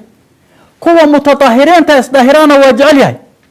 كوة متطهرين تا كفرك يا شركك اسك ظاهره حقد يا حسدك عجبي كبرك اسك ظاهره كوة اسك ظاهره النجاسه حدث الاصغر يا اكبر لبدا اسك ظاهره كوة جركودا يا مكان كودا انت با اسك ظاهره الى كوة سجعلها ايد وعام كل هو ذكين سو حاسودن ان ساعتين وحين تسنيا عبد الله بن مسعود وحال قوري انا رسول الله صلى الله عليه وسلم رسولك الله قال وحوري لا يدخل الجنة من كان في قلبه مثقال ذرة من كبر مثقال ذرة بحشا يرى ذرة اللي إذا قدر كذا واحدا أو كبر إسلوين نقف في قلبه يسكجر تجرد مقلها وقال رجل نبا وحيري إن الرجل رسولك إلهي ننكو يحب وحجعلها أن يكون إنه النقض ثوبه مرديسه حسنا مرة نظيفة أو قروح بدن أو قال إنه حدو ننكو جعله ونعله حسن كب وناكسن ونظيفة إنه حدنا واجعلها اما دبا ينقون اساتاس فقال رسولك الله وحده صلى الله عليه وسلم ان الله اله جميل الهي هو جميل وقرح بدن قرح ما كان ذات إلهي أنا وأن أرجع مجري سبحانه وتعالى ذات الإلهي أنا أركت وحنا وهرنا إن شاء الله الله نوقصه جنة مركز لقاله وإلهي ومنين تتجلي يحب الجمال إلهي قروحنا واجعله الكبر كبر قال الشيء بدر الحق حق ولا قسم تقول قادم ويوي إيه غمد الناس تدخل الله حقر حديثك وحديث صحيح مسلم غير يورين مركز رسولك إلهي ما وحنا رانا وحي إلهي جعل يهبوسا سمينينو هدو إلهي جميل يهي جمال كان جعل يهي قروح يهي نظيفنت وإلهي جعل يهي والنبي الله محمد صلى الله عليه وسلم من أوراك الرأو محوها تطبيق كمسا من حديث كأسقا أنا نوشي من أورينا كلا والله وحلقة أنا هي الدين تدمر الدين والنظافة والطهارة حديثك معاه كسقنا ومسلم ووري صحيح يسوي وري يا غير بقى الطهور شطر الإيمان طهارة قبك وإيمان كالنسكي طهارة عمتيها نقطة معنوي جاهي وكفر موها الشركة لقى طهارة نقط أمتي حسي جاهي طهارة عادي جاهي نقط أنا واحد رجعنا وحوالي دينتنا بدين الطهارة قبل كذا بقى رسول كان رسول طهارها حديثك معني سوء حوالي طهارة وفعل أو كرتمه رفع حدث إن حدث وكرياله سيدا ويسدا لغو كرياله أما غسل أما إزالة النجاسة أما تطهير صوب يا لو جدا مرض الله ظهير مكان كيو ما بدن كل ظهيره أما ويسدا أما طهارة معناه وهان قواه قلبك أو كفرك يا شركة لا ظهيره يا حسدك يحقد هان مركا قفك مسلمك طاهرك نظيفته أو صاخذ مادية كظاهرا حق إلهي قدن هيا وقف طاهر ونظيفه أو صافت معنوي أنا حنونا وكظاهرية إمام الرافعي تاريخي وحكوري السند وحكوري لا بأس به عن أبي هريرة رضي الله تعالى عنه حديثا مرفوعا لقرية ومحور رسولك عليه الصلاة والسلام تنظفوا بكل ما استطعتم اسنظيفية انت أيودان أما بكل ما استطعتم وحكا تاسكو نظيفين كرتام فإن الله تعالى بنى الإسلام على النظافة إلهي إسلامك وحكو بنيه نظافة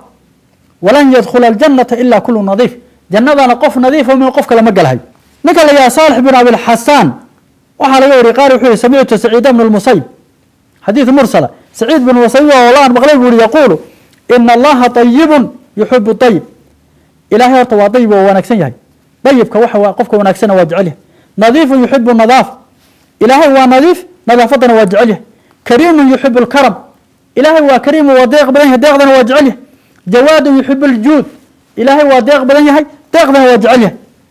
فنظفوا اسنظيفية وراه وحانو ملايين بوري قال إنه يري أفنيتكم والكوريين دارة حافظة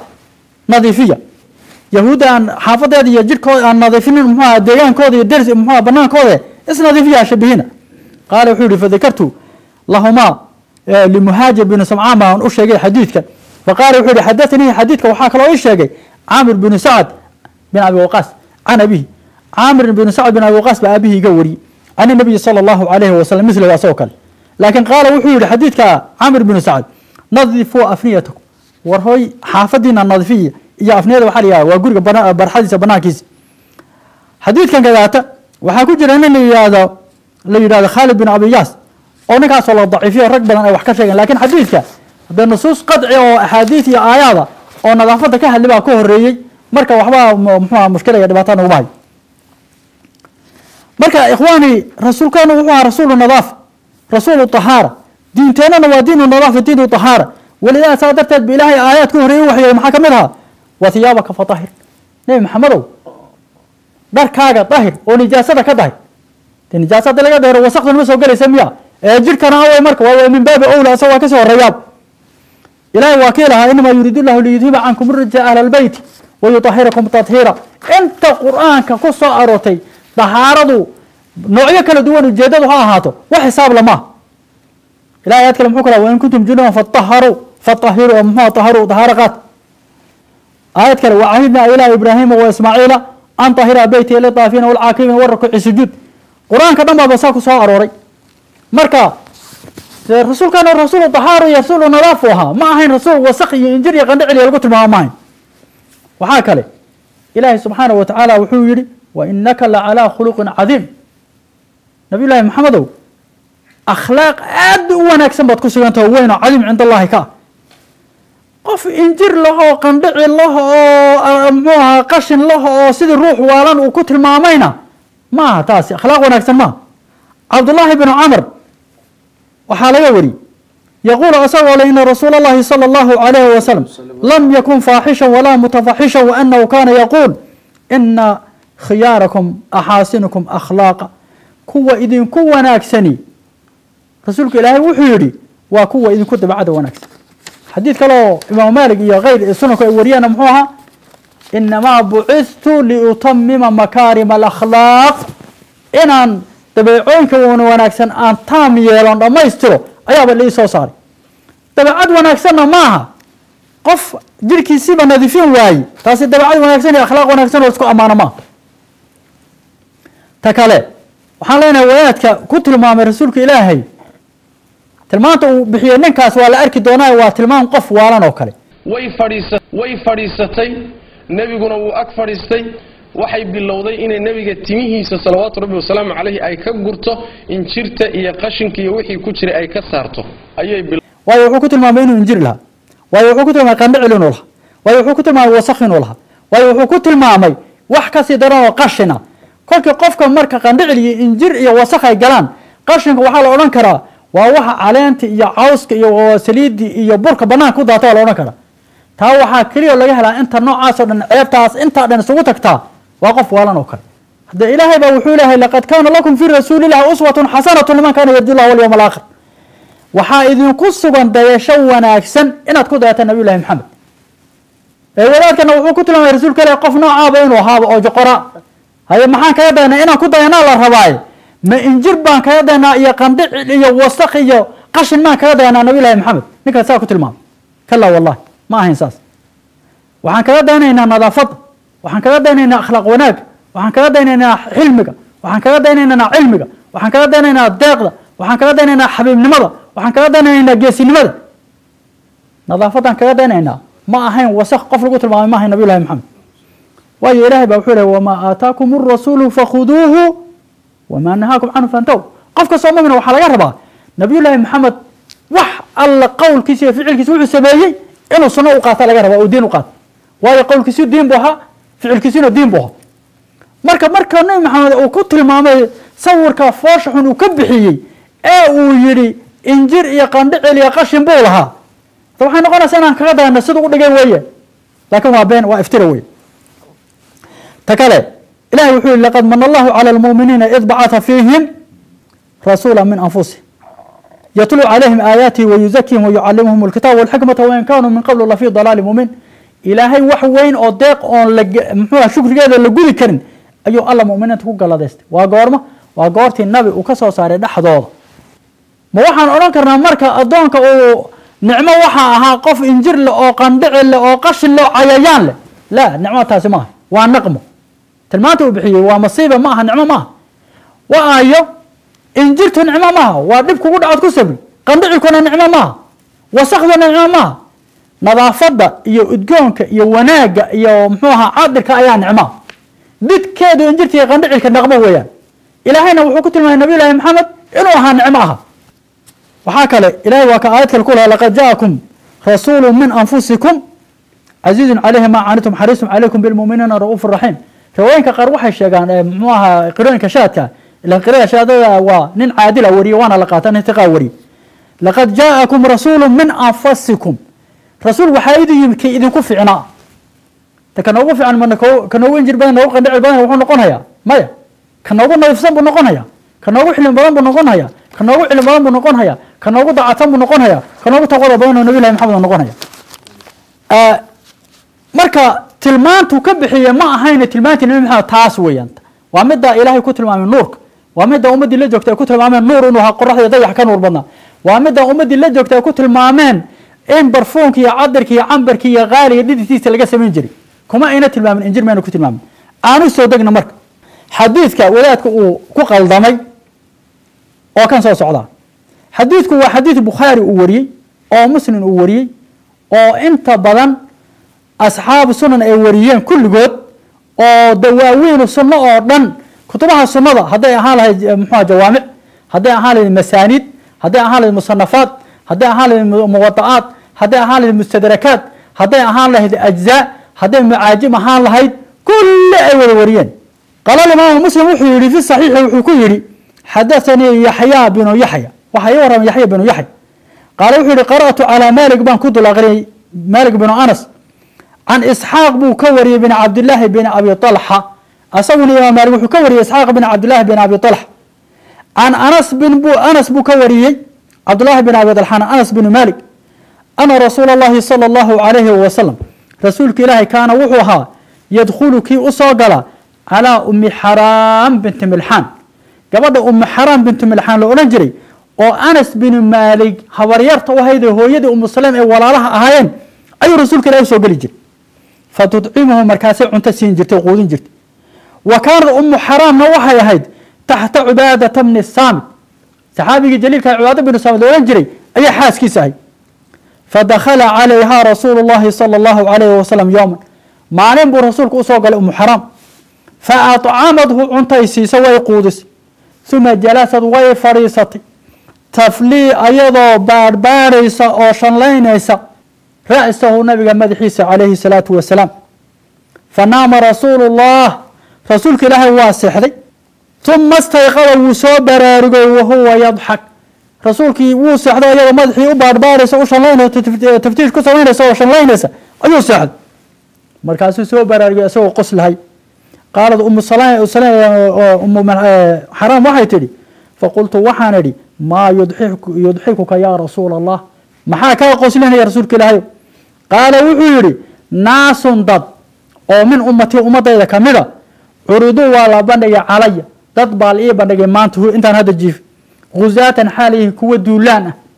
fii sabiili llahi ilahay waddadiisa iyo diintiisana ay muxuha u duulahayaan yarkabuuna way korahayaan sabaja hada albaxr baddan dhexdeeda bartankeeda ayagoo duulaana marahayaan muluukan xaalay yihiin cala alasir ayagood moodid nadaaradooda iyo hubka ay wataan iyo waxa ka muuqda boqorro aad moodid ayay duulahayaan ay badda marahayaan oo misla almuluuk yashuku ayahumaa qaala raawigaa wuxuu labada eray midkuu yidhi kalmuluuk iyo muluukan ayuu shakiyey qaalad waxay tidhi umu xaraam faqultu waxaan ya rasuula allah rasuulka ilaahayow idcu llaaha an yajcalanii min ii bari ilaahay inuu kuwa ayaga duulahaya badda ka duulahaya igu daro fadacaa laha wuu u duceeyey weliba riwaayinka qaar qorada horaad kamid tahay buu yihi dhowr jeer buu saxay 3 jeer u yaraan oo mid walba soo qos loo soo toosayay markay dambe ii bari tiri wuxuu yidhi kuwii horaad ku jirta kooxdii hore xadiidku xadiis dheer wey marka muslim hal meeluu 5 sanad ku wariyey halkaa sanad ayaa muxuu ahaa ziyaadada fajalasad taflii ra'sahu riwaayadaasaa le 4 sanad oo isku xigto halkan ku taalla haddii aan aqriyo waqtiga naga dheeraanhaya afartooda tafliid kuma jirto sideeda waxaad garanaysaa marka sunan iyo muxuu saxiixayn iyo qeyrba markaad aqrido riwaayooyinka inta tafliidu ay la socotay intayna la soconin boqolkii intay la socoto waa wax 20 ka yar intay la socotana boqolkii 8 way ka badan tahay horta taas waa mid imaam al-Bukhari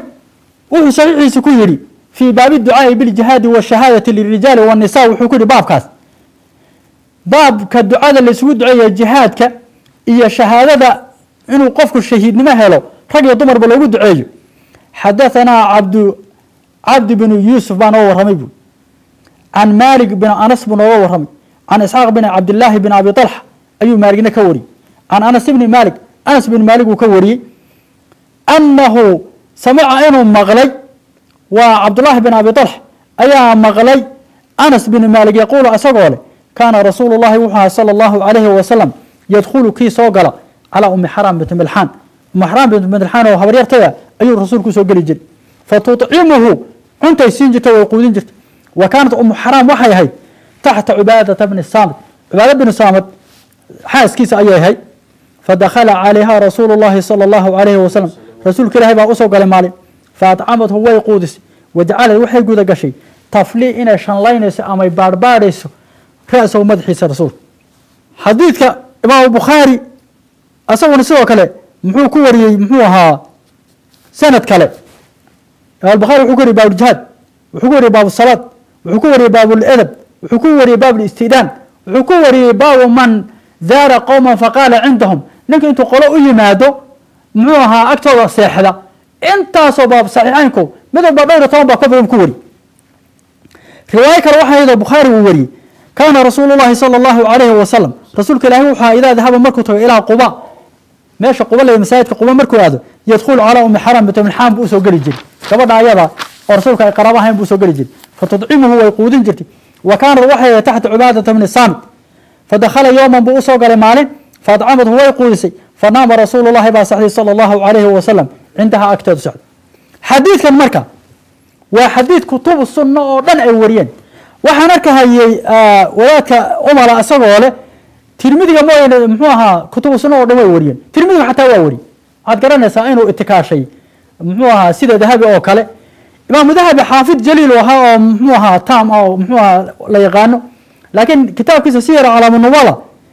ayaa wuxuu ku leeyahay nuskhada uu taxqiiqiyay shucayb al muxuu arnaud uu taxqiijiyay mujalladka labaad صفحة صدح بقول لحية طنبا وحكولها هاي دواوين السنة ودن حديثك وكجرا قبضا ليوم محرمة من الحين حديث كذا وكجرا سواء جامعي أبي عيسى ترمذي جامع عيسى ما نتكلم كويا ترمذي وحلا وكمذي هاي كتبها لقوا يقان اختلاف النص خيس إعاد وبرناين وحكمذها إمام كل عبد الرزاق كتاب كتاب مصلف اختلاف النص قبل لقوا يقان سجن ترمذي أنا أنت عن هايو وحكويا لا أحمد شاكر تحقيق يسميك تحقيق وكويا لا ninka la yiraahdo muwaariku fawkari muxuu ahaa kitaabkiisa tuhfat al-ahwadina waa ku yaala ibn arabi qaadigi aardud ahwadi waa ku yaala waxa kale ku yaala ninkii la oran jiray muxuu ahaa hindiga ahaa asagana kitaabkiisa la yiraahdo al-urf shadi waa ku yaala mutuuntana waa ku yaala marka waxaan u maleynayaa wadaadka muna baxsanine malaha siyar calaamadaha dahabin buu ku arkay oo taas u itikaashi xadiidku waa xadiis noocaas وحديث مشهورة الله يقانو لكن ما حي لقاء أهل اللقوه محيرين وحير إنك يادو فعل كان كذا فلاضة هرتا فعلكو تفلي باكو سارورتي لكن وصرفك إنك يقانا وفعل أو معتل اللام بالياية وسيدا أتاوي يأتي أوكالي رماو قنا يرمي قضاء يغضي أما من باب الضرب يضرب أوكالي marka baabku ficilka falaalaya yafli ahlu luquu waxay ka yiraahdaan baan wax yar ka ishaarayna insha Allah saaxib alqaamus ninka la yiraahdo wuxuu yiri fala ra'sahu madhiisu baarbaaray ay baxathahu wuu baarbaaray an alqumli injir iyo wasaqi wixii ku jira ruuxa marka madhiisa sa u taataawato baad ilmahaaga hada inta dhabta ku siixaysa madaxa u saraxdo tafli waad ku samaysay ما هتاس إنجيل هذا الماء كجوريس الماء ماذا حاول سراح يسا ما ضبطه وكل جفا تكلوها كردوان قفك سمين هيا ملح بارباري إيا كلو بار هيا وحا إنو كي على شرط ما روحا هذا ملح أنت قلت ما هذا ملح وباربار أموشن ليسو طفل ما تكون سمين سمك مركب حوري بحثه عن القبل مكرهدية ما هو كجوري مكرهدية والشعر أنا تدبره باليا فلا شعر شعر كيف فرفري معنى تدبره وفرفري واستخرج معانيه بلا صباح وفلا عقله نوالي لها أنا رازو عقل يسو ميزامي أو حلا فليت عقله هو العقل يسان وانكو عيارها يمانتو وين ميزامي عقل يسان ميزامي ينفيرني تهذيب محوها تهذيب اللغات والأسماء الإمام نووي ما حكو سقنا إذا نظر ما عقله فلا وحليا كل كتروح عقل يسو وحوها آت فيرس صاحب الجوهري وحو سعاحيس وكيري وفليت رأسه بالليلة مدحيس عن بارباري من القمل وان كان هذه انجر وان كان قري معها فليت رأسه من القمل وان كان هذه انجر يوح قشنا كان هذه وفليت شعر نواريا شعر كي قبعي يان فيري وفليت الشعر إذا تدبره شعر كي وان فيري نوالي واستخرجت معانيه وغريبه شعر كي وانت نال فيري والله صبح معانيه سيبالي إمام الزمخشري وحول محمود بن عمر نكل الأورنجري في أساس البلاغة محكيري في باب ألف لام ياء وحكيري فليت الرأسي باليرا ماذا حيجي أيان شنلي أم بارباري واستفليت وان بارين واليرا وفليت شعر نواليا شعر كمان فيري قبي إذا تدبرت مركز فيرس وفليت القوم نواليرها بعيني إذا تأملت dad qoomkii baan aad u fiirfiiriyey oo indha ishaydan ku arkan ku fiiriyeyna waa la yidhaha falaytu lqawma bicayni idaa ta'amaltahum kolkaas fiirfiiriso wa falaytu lqawmana waa la yidhaha waan jaasuusay ee tajasustuhum qoomkaan jaasuusayna waa la yidhaha falayt wa falaytu lqawma takhalaltum waan dhex galay oo sirhaan baan u dhex galayna waa la yidhaha qoom wa falaytu khabarahum khabarkoodii baan baarbaaday oon raadiyey oo sirdoon baan noqdayna waa la yidhaha hadda waxaa la yidhaha watafaala alximaaraan dameeraha yaa isu xoqay labada dameer buu midka kale u xoqay injir buu ka gurayna waa isu xoqay labada dameer wa fala taa'iru na waa la yidhaha buu shimbirkii ixtaga binaqri min qaarihi bayna riishi markuu gafuurkiisa uu baalaha dhexdooda saa ugu xoqo saasaa yidhahda waa tafli weeyaan wuu baaray wa falaytu ra'sahu bisayf madaxiisan seef ku garaacayna waa la yidhaha wa fala shayu inqataca shaygii waa go-ayna waa la yidhaha iyo in kasii badan intaasoo macaani ah oo kala duwan baa ku timid muxuu kaga doortay wadaadkani injir baa la gurayda marka intaasoo macaani oo ficil ku soo arooray maxaa taftiish diiday waa lagu fasiraa maxaa baxsi diiday waa lagu fasiraa maxaa shanla diiday waa lagu fasiraa maxaa kuwa kala diiday culimadu maba ku dheeraanayna imaam muxuu ahaa ibnu xajar fatxulbaarigiisa wuxuu ku yidhi asagoo falaada ka waramahaya mujaladka 11 صفحة 88 وجعل تفلي رأسه وتفلي تفتش ما فيه وحي باربارسي وحي ما مدح كجرة وتقدم بيانه في الأول بنوهر مريبود وقال أيضا وحكى كيري مجلد كويتنا صفحة 19 صدح كيري وفيه وحكى سوا خدمة المرأة الضيف قفك الضمر كأخذ مايسة قفك مرتدى هذا بتفلية الرأس مدح أبار بعد أشهر لا يسق إمام الزرقاني وحكى يري موضع محوها شرح عيسى كتاب عيسى وموضع كل شرحي وجلس تفليل أي تفتيش في شعر رأسي وحي واي فريسة قد شيء أنت يا فريستي إنه مدحيسة أي بارس رسولك أو شانلاينس لإخراج الهوام أو للتنظيف وعلى سوق خلافي بوري ما وحبي كسو ساريسي مثلا تنظيفين يا شلاء يا وناجين يتبع قرحون طابة باي محوها بارس نكلا يا مبارك فوكري وحو يري كتابك جامعة الترمذي شرح عيسى أولي تحفة الحوادقة مجلد كسنة شناد صفحة الله بقول لبعتانية تضبط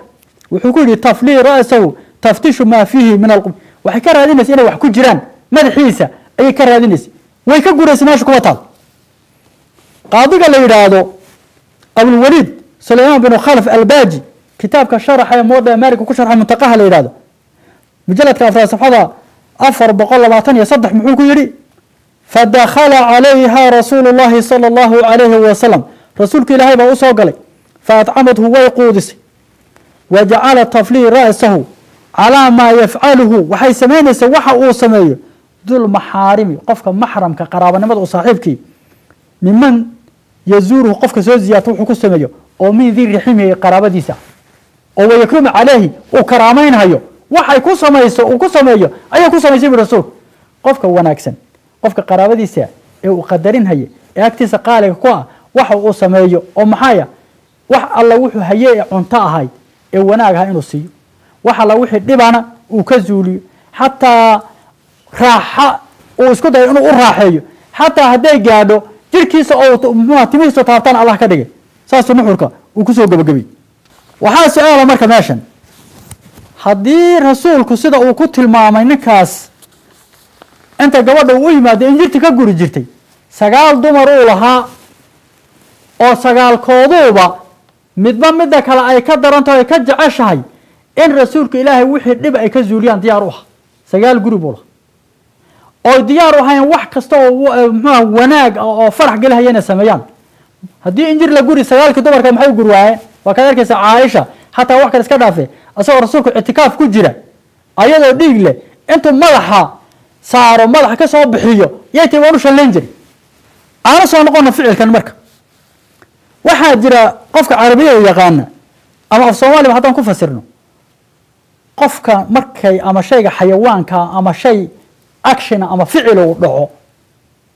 ficil ka dhacay laba qaybood buu kala baxaa mid qofkii uu ka dhacay bas uu ku egyahay oo qof kale uma gudbo ma gaar luqada carabiga waxa lagu yiraahdaa laazim ficilka asaga قفكي وكدعين بوكيك ميل كلمة قال قف باتري جلس فلان وافرست بس مات فلان ذهب فلان واتقي قفنا معدة فعل معدة اللي يراهاله مركو قفك فعل قفك كدعو قفك لو وجد بهيا ومالك لو وجد بهيا وحاتي ضرب فلان باهب القراعي ده قراعي واحد قرأنا سا قفكي في ذكريه كما يكون قف على قراعي قتل وودي لي مركا فعل كان ماشى وولادك ومعها كسمي تمويها كسمي أما إشكالك وقليه أمضى رسول كادي معها صورون الله كبحي وفعل كهرتا ومعد أو فعل مركو دعو مفعول كلا وجد بهاي لكن فعل كان مفعول كوجد بهاي ولا قيمة بكرة بحا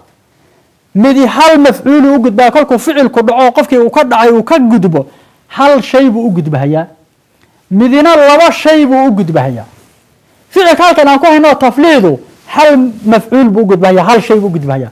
حال كي شيء نملح الرسول كوي عليه الصلاة والسلام إلا حديثكم حكوا هاي فجلست ويفرستي تفلي أيضا باربارس الرأس ومدحيس إنجر ما شاء الله في حديثك كما جرت فعلكم لا مفعول موجود مفعولك إنجرته حجابك صار مرك حدوق أغرسان لها أجروم يلامي تلف آلك غير عربية آفلات ولاك كما علينا وقرن لها فعل كني هل مفعولون طلابه مفعول كنا الرأس الرسول كوياي هذا تفلي أيضا إنجرت كجورس إنجرت حجابك طالع فعلكم موجود بكرة وحوايا فليت الرأس ومدحيس عن بارباري بس وحكى لكم أجر فعلك marka la sameeyay hayaad rabto inaad ficilki aan gudbayna qofka loo gudbiso wasiilooyin baa la adeegsadaa hamzatul qad'i ila dhowr iyo 20 waxyaabood way laakiin waxa weyn hamzatul af'ala la yaama qad'i waa la adeegsadaa waxa la adeegsadaa tadciif ficilki oo dhab laga dhigo la adkeeyana la shadana waa la yiraahdaa tadmiin wax la yaa ficilki oo ficilka macnihi la cabsiyo marka falaytu tafli hal maf'ul bay qaadan salkina waa ra'siga in jiri meesha kuma jirta xadiidka kuma soo aroori ficilkuna halka mafcuul buu gudba taas waxa ku tusinaysaa ninka dhan in badan oo caamada Soomaaliyeed ay aaminsan yihiin ninka Soomaaliga uu cilmi badan u yahay ama uu aqoonta badan ugu caamsan waxa garanaysaa furaha ajrumiga sarfiga inuu ka maqan yahay oo san garanay macdiya laazim kala garanay haduu ficilku mucadda yahayna ma hal buu gudba hal mafcuul misalan mafcuul buu talaaba hatta inuu kala garanay waxa weydiinaynaa mafcuul kale waa meesha ka keenay injirta inuu keeno oo muxuu ka soo jawaabo mafcuulka asaga meesha uu kaga daray ila ficilku ma qaadanayo tadciifna kuma sameeynin hamzatul qad'ina ma galin tadmiirna kuma sameeynin waxyaalo kale ficil ku tacadiyana ma una sameeynin inta maqlaysa ama arkaysa ama intii muxuu ahaa muslinay qofkii lagu yiraahdo injir baad leedahay qandhicil baad leedahay wasakh baad leedahay qashin inta ka sii baxsan baad leedahay oo lagu fasiri karo qofku markuu wasakhna leeyahay injirna leeyahay qandhicil leeyahay qashinku waa wax ka baxsan oo banaanka waxa ka baxsan wuxuu noqon karaa ma caleenta adatayba ma caws daatayba ma saliidba ma burba waa wuxuu qof astar yeelana meelaha seexda wuxuu soo qaato way oo dhulka soo raac qofkii inta lagu tilmaamo ma la caayay bisla ma caayay ma li ahaanaystay bisla ma ahaanaysan wali ahaanaystay hal qof oo anaga nagamida hadii la hebelo injir baad leedahay wax loo dhaafay mal hal anaga nagamida hadii la qandhicil baad leedahay wax loo dhaafay mal hal nagamida hadii la heliyo wasakh baad leedahay wali ahaanaystay qashna asaga iska wadaaf waa ka sii daran intaas waxay bilowday inay nabiga timihiisa salawaatu rabbi wasalaamu calayhi ay ka gurto injirta iyo qashinka iyo wixii ku jiray ay ka saarto ninka nabi ilaahi maxamed tilmaanta ka bixiyay waa caay waana ahaanaystay naqsi iyo tanqiisna waa ku sameeyay waxaan u gudbaynaa marka nuqdada dambe oo ah tii ujeedadu ay ahaydba qofka xukunkiisu muxuu noqon hayaa qofkii nabi maxamed caaya qofkii nabi maxamed dhiba qofkii tanqiis ku sameeya qofkii xaqira xataa sarbeeb ahaan si babliga waa ma sarbeeb ahaan ninkii arintaas ay uga soo baxdo xukunkiisu muxuu noqon hayaa xukunkiisu waa khuruuj ridda iyo kufri iyo khuruuj can ilmilla wey waa gaalnimo iyo diinka bax wey qofka waxaa sameeya maxaa u daliila marka ilaahay baa subxaanahu wa tacaala wuxuu leeyahay ina aladiina yu'duuna allaha warasuulahu lacanahum allahu fi dunya waalaakhira ina aladiina kuwii yu'duuna allaha ilaahay dhibahay oo ilaahay wuxuuna ku tilmaanayn ku tilmaamahay warasuulahu rasuulkiisa udgoonaana dhibahay dhibka ka badan muxuu yahay injir iyo qashin iyo cayayaan muxuu yahay lacanahum allahu ilaahay baa lacnaday fi dunya adduunka naxariistiisa buu ilahay ka dheeri waalaakhirata aakhirana ilaahay waa lacnaday وعد إلهي وحود دياري لهم أيجا عذابا مهينا عذاب آد أجوبة وحنون بدن إهانة بدن أيو الله دياري لعنة آخرة نوحي كان يسا قفك وين يقف خارج عن الملة أو كافرة أي كان يسا إلى نحيس إله هذه آخرة لا ديري وقف كافر وما نحيس إله لا ديري إلهي سبحانه وتعالى آيات كلمة يقول قل وحت النبي الله محمد أبي الله ما إلهي وآياته آيات كيس قرآنك يا ورسوله رسول كيس محمد ها مياد كنتم هاتين تستهزئون كوي كجسجسهي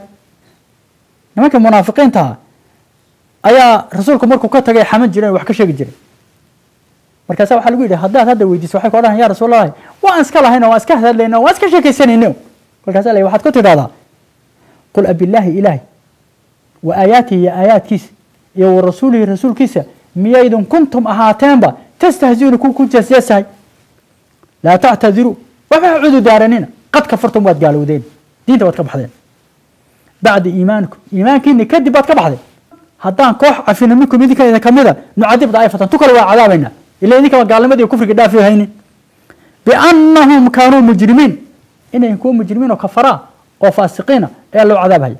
marka qof kasto nabi maxamed xaqira qof kasto nabi maxamed adiya ku sameeya qof kasto nabi maxamed ihaanaysta aayada xukunkeedu qaanaya waa kaafir waa khuruujun can ilmil inay saatayna waxayna tusinaya ilaahay ba subhanahu wa ta'ala aayad kale wuxuu ku leeyahay ya ayuha alladheena aamanu dadka aliya nabi rumeeyano la tarfa'uha kuryalina aswaatakum war hadalkiina kuryalina fawqa sawti nabiga hadalkiisa ka kuryalina hadalkiin sawtkina waxa ka kuryalin wala tajharu lahu bil qawl hadalkana kula jahrina oo hebelo saasu tirahan idinkuna ha oranina ka jahri ba'dikum li ba'd sidii qaarkiin qaar ula jahro war hebelo u yiraaha ha oranina an tahbada a'malukum wa antum la tash'urun haddaad nabiga hadalkiisa ka kor yeeshaan sidaad isula jahartaan oo ula jahartaan waxaa laga yaabaa camalkiinu inuu burood gaalowdaan oo diinta ka baxdo idinkoon ogeyn ihaanada nabi maxamed qofka injir iyo qandhicil buu lahaa iyo qashin iyo cayaan buu lahaana aayadaas uu marhaya camalkiisu waa burhaya ilaahay baa aayad kale wuxuu ku leeyahay wamaa kaana lakum an tuduu rasuula allah ma idin banaana an tuduu rasuula allah rasuulka ilaahay inaad dhibtaan ولا أن تنكحوا أزواجه من بعده أبدا إن هدور دنتو وفادو إن هوانك سجورستان إذن مبنانا إن ذلكم كان عند الله عظيما ولا وحى لي هذا حديث كان نبا وحي لصحابة كمذا يا وحي لي هدونا إلى محمد أنت عايشان جورسنا يا آيات أنت سلوس من نزول كذا كل كذا وحى لي وحلو وإلهي أكتسه أري قال لي هاي وأري جريمة نكراء أو قفك الدين تكسار يسوي كورنيكي أسوي كل جزازها يقولي سنك تايا يدا نبي محمد ما إنجر لها وقندع البولها وعيان بولها آية الإله محكو لها لا تجعلوا دعاء الرسول بينكم كدعاء بعضكم بعضا كل كاد السوية رسولكم يا ريسان يرد رسولكم يا ريسان تينو كله كدقنا سألكم سوية داركم يا كتان محمد بن عبد الله ونمر كتان نبي الله محمد ونمر كتان مقلي كتان قيلنا لأن ما قال نبي عيسى قيحنا وما كتان هدو نبي محمد إهانيس هدو آية هدو كعري حتى هدو سرباب يرلقرتو إنه حقا عرب دلب وكل حين أيو وقالوا بها يديتكم حيوان اللي دلها قفك نبي محمد دي أما مسلم هراها هذا قالوا مركا أما قال هذا أذيه هو قيست لما يجربوا ولا دلها قال مسلمتكم هذا هدو مسلم هانا وقالوا ولا دلي هدو قال هراها أو أذيه وقيستانا قال لماذا كريه لو دلها أذيه لو دلها نبي محمد دبكو قيستانا البخاري وحسن عيسى كوري يا مسلم بأي كوريين ويكوريين جابر بن عبد الله أن النبي صلى الله عليه وسلم رسول كان محمد أمر بقتل كعب بن الأشرف نيك يهود كايا كعب بن الأشرف الأنجري أيها الرسول أمر كبحيي إلا دلو وقال ولي بوحوي لرسولكم من لكعب بن الأشرف وريا دلها هيا أو إيجا خارجي أو يقبتها كعب بن الأشرف نيك مدحوني يهودها فإنه يؤذي الله ورسوله قال لما لو دي لما أورن ويا قال دي كلا يهود وولد جناين وبقر قوها لما تامن هيو أسجب على دلها ما حلو دلي فإنه يؤذي الله ورسوله وحدنا هيا إلهي رسول كسر هيا وحكي شيء هيا marka cidii nabi maxamed ihaanaysa ta wax ka sheegtaaba kacab bin asr bal xukum qaadanaysa wakadalika saas kullu bukhari muslim wariyan qatla yuqtala dil aba rafi' al-awr nigi yuuta asana rafi' al-awr la oran jiray كما رواه البخاري في صحيحه سيدو وري البخاري صحيح سكو وري أساقا سيدو كلا إذياء النبي دبكو دبها يدرت بلودل. وقال البراء بن عازب وحيري وكان وحوها أبو الرافع يؤذي رسول الله كيدب صلى الله عليه وسلم ويعين عليه وحوها نين بضانو رسولك عاجر وحكا شيء جري وحا لوحي رسولك دينا وكالمين جري. كذلك سيدو كلا رسولك وحو أمري معناته يوم الفتح نكي ملاخت الأوران جري يو سيد بخاري ومسلم كوريان أيا وحو أمري إلا دي إيا لبدي قبلوده لبدي الضوامود محوها عاجرتي نبي محمد عاجرتي كوكو بيجيرتي إن ناخد الأولى هناك ناخد الأولى جري يقول أساقي إيو هل لبسي الضوامود ولي التلميذ وحكو صارتي إنه أخذ الأسوأ كعوضة تيراش هذا السطر هذا أسوأ جوجش معها سجادة هذا أسوأ كل جن أيها دي اللي برتها أسوأ الجودل محلود دي قال ما لما دي لنا وحلود دي أدية النبي قولي بيجري إمام عبد الرزاق مصنف كذا وحكوري أو كوري عكرمة مولى من عباس أو حكوري حديث مرسلة أو يري أن النبي صلى الله عليه وسلم رسولك إلهي أيا سبه رجل نبع عاي نبع رسولك إلهي عاي فقال وحول ما يكفيني عدوي ورياء عدوي يكافنا ويقبنها فقال ابن الزبير بوحول أنا زبير بن عوام رسولك المفتاح هايان إدريد بشوي أنا كافن فبارزه وأبحي فقتله الزبير زبير بادلي ابن أبي شيخ مصنف كذا كوري أو شعب كوري أن رجلا من المسلمين كان يأوي إلى امرأة يهودي من المسلمين تكملها أي مع إسلام يهودا أي أتبي جري حافظ هذا فتطعمه وتسقيه وتحسن إليه أنت يسين جرتي وورامي جرتي وأسافر جرتي ولا تزال تؤذيه في رسول الله مركي دقاليسو بي رسولك وحكا شيء جرتي أورنجتي رسولك نون حوي كان وي أورنجتي إسلام يهودي فقاتلها في ليلة من الليالي نيكي مسلمك ويسين وي هبين بقودة كجري إسلام يهودية ده خنقا ولبا هو مرجي حرك بكل هو مرجي فرفع ذلك الله صلى الله عليه وسلم رسولك لجارسيده نمك جديد بعرين وحاله قبل النذيبه نكا مسلمين تكمل كيدلي فأخبره الرجل بأنها كانت تؤذيه فيه وتسبه وتقع فيه فقتلتها فأهدر صلى الله عليه وسلم دمها وقال يا رسول الله وارهم وين دلي لكن أذين كله جرت أفريقيا تنكسر كعاي جرت يقول دي كذا ولا هذا ريال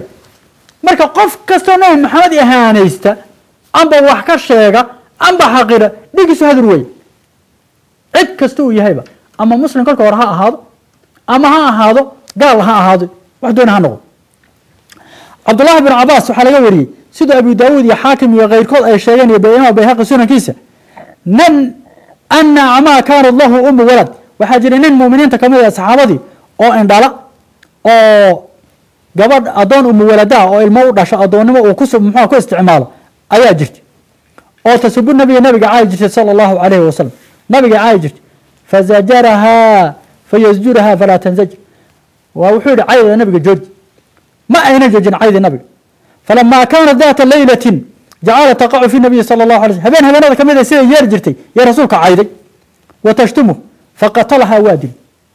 وعلم النبي صلى الله عليه وسلم بذلك فأهدر دمه رسولك وحود يا رسول الله نقوم ولدان الله هايو ويكو عايد جرتي وحبي كاشي جرتي لا جوج باني الوادي دي وانا الدليل رسولك وهدر بودي جد حديث واحد نكر أبو برز الأسلمي وصاصاري على ما رواه أبو داود سيد وري إيه والحاكم وصححه والبيهقي في سننه وكوري قال أبو برز وحوري كنت يوم وحنها جالسا عند أبي بكر الصديق ما لم أبو بكر الصديق لا فرستوي فغضب على رجل من المسلمين نبو عرض أبو بكر المسلمين تكمل وغلل عليه في القول هذا الكوكوات كي أبو بكر فرد الرجل عليه لكن هذا الكوكوات كي إمام النسائي نوى حديث عساقه قال أبو برز وحوري فقلت وحن يا خليفة رسول الله رسولك الله خليفك سو دعني أضرب عنق نكن سيدا كولا مرمها يا خليفك رسولك الله هيا كاتك أنكرك كجري فقال أبو بكر وحوري اجلس ما اسكفر سوري أبو برزو فليس ذلك لأحد إلا رسول الله صلى الله عليه وسلم قف انتو عايام هذا الكؤت كي لو دلها رسولك الله باجرون ولم يخالف عليه أحد فصار إجماعا قف كو خلافين أبو بكر ماله صحابة رسول الله إن قف كناي محمد هذا كقوة كي أنبعاي أما أذيو جيس إلا دلها واسكوا فخصناي أمر وحي إسلام كود دليشين حديث كان قف كناي محمد كعرية سدونا هو عري أما ضبا أما عاية إلا دلها يديكسون هذا الرجال نكال يا هارون رشيد أيا قصد علي إمام مالك بن ويدي وحوري إمام مالك وإيقا ورن عاي رسولك إلهي صلى الله عليه وسلم ولما وحوشة فقهاء العراق انتم ويديجي إنا يدين هلا كرباشو إيان لدلي يوشك إمام مالك بعد حناقي مركزه وحوري يا أمير المؤمنين ما بقى الأمة بعد شتم النبي صلى الله عليه وسلم ومضى محاو أوهري ما حدنا بقدر العاي وهذا ما تنهيستان كهاللينو تدبا قد دير لبحو عمامدي قميصي قاتل ليلة النهار نين حد بحقرها هنا عاية هي مرتدين ويا زنات قوي كواس عقب الجيران مركزوا ما يلقوا حيري نك أنبياء عاية نبي محمد كريم ما ولا دلي نك صحابة عاية ولا ادبن هيا ولا كرباش هيا سوء ما وهر مركز إخواني قفك عاية نبي الله محمد أما ربا أما حقيرة ولو محوها صربابنا الله كيالي qofkaasi waa qof ridooba diinta islaamka ka baxay ilaahayna wuxuu leeyahay oo kaafir oo amalkiisu buray ilaahayna muxuu leeyahay waman yattadid minkum an diinihi fayamut wa huwa kaafirun faulaa'ika habitat a'maaluhum fi dunya wal aakhirah wa ulaa'ika ashaabun naar hum fiha khalidun qofkii ridooba oo diinta islaamka ka noqdo oo idinka kamida waa kaafir amalkoodan aakhiri aduu muu buray labadaba naartan way ku waarahay marka qofkii nabi maxamed xaqira ama dhiba ama wax ka sheega ama yahanaysto waa ridoobi diinta ka baxay culimada islaamku maxay ka yiraahdeen taas waa adiladii quraanka iyo xadiiska qofkii nabi maxamed xaqira ama dhiba ama caaya ama flagaadeeya ama wax ka sheega walow ishaarana Allah ka yeelay ninka la ibn munzir kitaabkiisa awsadka al-awsat fi sunan wal ijma' wal ikhtilaf ee marjica muxuu loo wada noqdo mujalladka 13 safxada 483 muxuu yiri أجمع عوام أهل العلم وحيدتك أهل العلم لما تدعي كل من على أن من صب رسول الله صلى الله عليه وسلم قفك رسولك لهي عاية القتل إنه يهي إلا الدلو وحكى له مدين همال ومن قال ذلك وحاكم ذاتك ساير مالك بن أنس باكمده إمام مالك والليث بن سعد باكمده وأحمد بن حنبل باكمده وإسحاق بن راهويه باكمده وهو على مذهب الشافعي بول مذهب الشافعي نساسه كوبين سيء لأنه شافعي ذكر في الكتاب كشاقي في الكتاب الذي يكتبه الإمام على أهل الجزة وحقوق الكتاب كأنك إمام كإسلام هجامياي أهل الجزة ومحوها وقرأي وحقوق وعلى أن من ذكر إمام الشافعي على أن من ذكر محمد رسول الله نكي الشاق النبي محمد كي رسولك إلهي أو كتاب الله أما كتابك إلهي أو دينها أما دينة إلهي بما لا ينبغي أن يذكر به وح أين هبونين نبي محمد إن لقوا الشاق وحن هبونين القرآن كإن لقوا الشاق وحن هبونين إله إن لقوا الشاق نكي كل شاق فقد برئت منه ذمة الله إلهي ذمتيسي ويكبر النقط ذمة إلهي وكبح كاس ثم ذمة أمير المؤمنين مؤمنين تذمتيسي بلانتيسي نكم أجر عادي وجميع المسلمين لن ذمة كم أجر وحل لأمير المؤمنين ماله ودمه وحلال قفك المسلمين مدحوينه هذا ليجيسي مالكيس انك اسغ او حنبه waxa laga wariyay inuu yiri dhimiga ma aha qofka muslimka nabi maxamed caaya ama aflagaaday inuu gaal yahay lana dilahayo ma la isku khilaafsana taas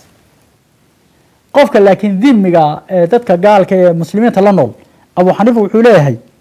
waa laba riwaaya laga wariyay midda xoog badan culimada kale la socda laakiin midda laga xoog badan yahay waxay leeyahay laba riwaayo gaalnimada ay haystaan baa ka daran hal iska daayo hadina maxaad caayan hal daayo laakiin riwaayada xoog badan asxaabtiisa asaga laga wariyo waxa weeyaan qofka ahlu dhimigaana waa la dilaya mar hadduu nabi maxamed wax ka sheego ama diinta wax ka sheego ahdigiisa iyo dhimidka waa buri waa la dilaya qofka marka nabi maxamed wax ka sheego cayb wuxuu uga sheegay ihaan wuxuu uga sheegay dib uga sheegay wuu cadeeyay uu ka cadeeyay nabiga xurmadiisuna maalintu joogay hadda waa isku mid maalintu joogay wixii ka carayn lahaa maanta waa ka caraynaya maalintu nala joogna dhex taagnaa wixii dhib lahaan hadda waa dhibahayaan cid ku tiri lama sheegin nabi maxamed injir baad leedahay qandhicir baad leedahay qashin baad leedahay wasakh baa ka muuqata ninka nabi maxamed arinta ku yiraahay waa nin kaafir ah oo gaaloobay oo dinka baxay dilkiisuna waa banaan yahay dhiigiisa islaamtiisuna waa ka furmaysaa xoolihiisana beedka muslimiinta bankooda lagu darahaya islaamtiisuna ma hayso marka waxa la isku hayaa waa la dili tawba loo dilahayaa oo muxuu ahaa muslimiintu kamid yahay tawba loo dilahayaa iyo waa la dili oo riddaa loo dilahayaa muxuu hilibkiisana waraabaha la siinaya waxa la isku hayaa labadaa wey laakiin in la dilahayo oo naagtu ka furmayso oo xoolihiisii baytulmaalka lagu darhayo ma la isweydiinayo markaasaa waxay bilowday inay nebiga sal alay wasalam timaha uga hagaajiso qashinka iyo cayayaanka marka waxaan leenahay ninka nebi maxamed u geystay aflagaadada intaa leeg diintii buu ka baxay waa ridoobay waxuu doonaba ha sheegto wadaadba ha sheegto muftiba ha sheegto waxba muftinimadu gaalnimada ma taqaano gaalnimadu ninkii wadadeeda gala way qabanaysaa maaha sheekh baan ahaa waa inuu hadduu rabo inuu toobo keeno inuu toobo calan oo babliga oo dadku og yihiin waa inuu toobo keeno mar labaadna waa inuu muxuu ahaa arrintaa ayada uu ku ridoobay oo nebi maxamed uu ku dhibay oo qashinle iyo injirle iyo cayayaanle iyo wasakhle uu ku tilmaamay mar labaadna waa inuu ka toobo keeno haddii kale wuxuu sugahayaa naarta weeyaan asalaamu calaykum waraxmat ullaahi wabarakaatu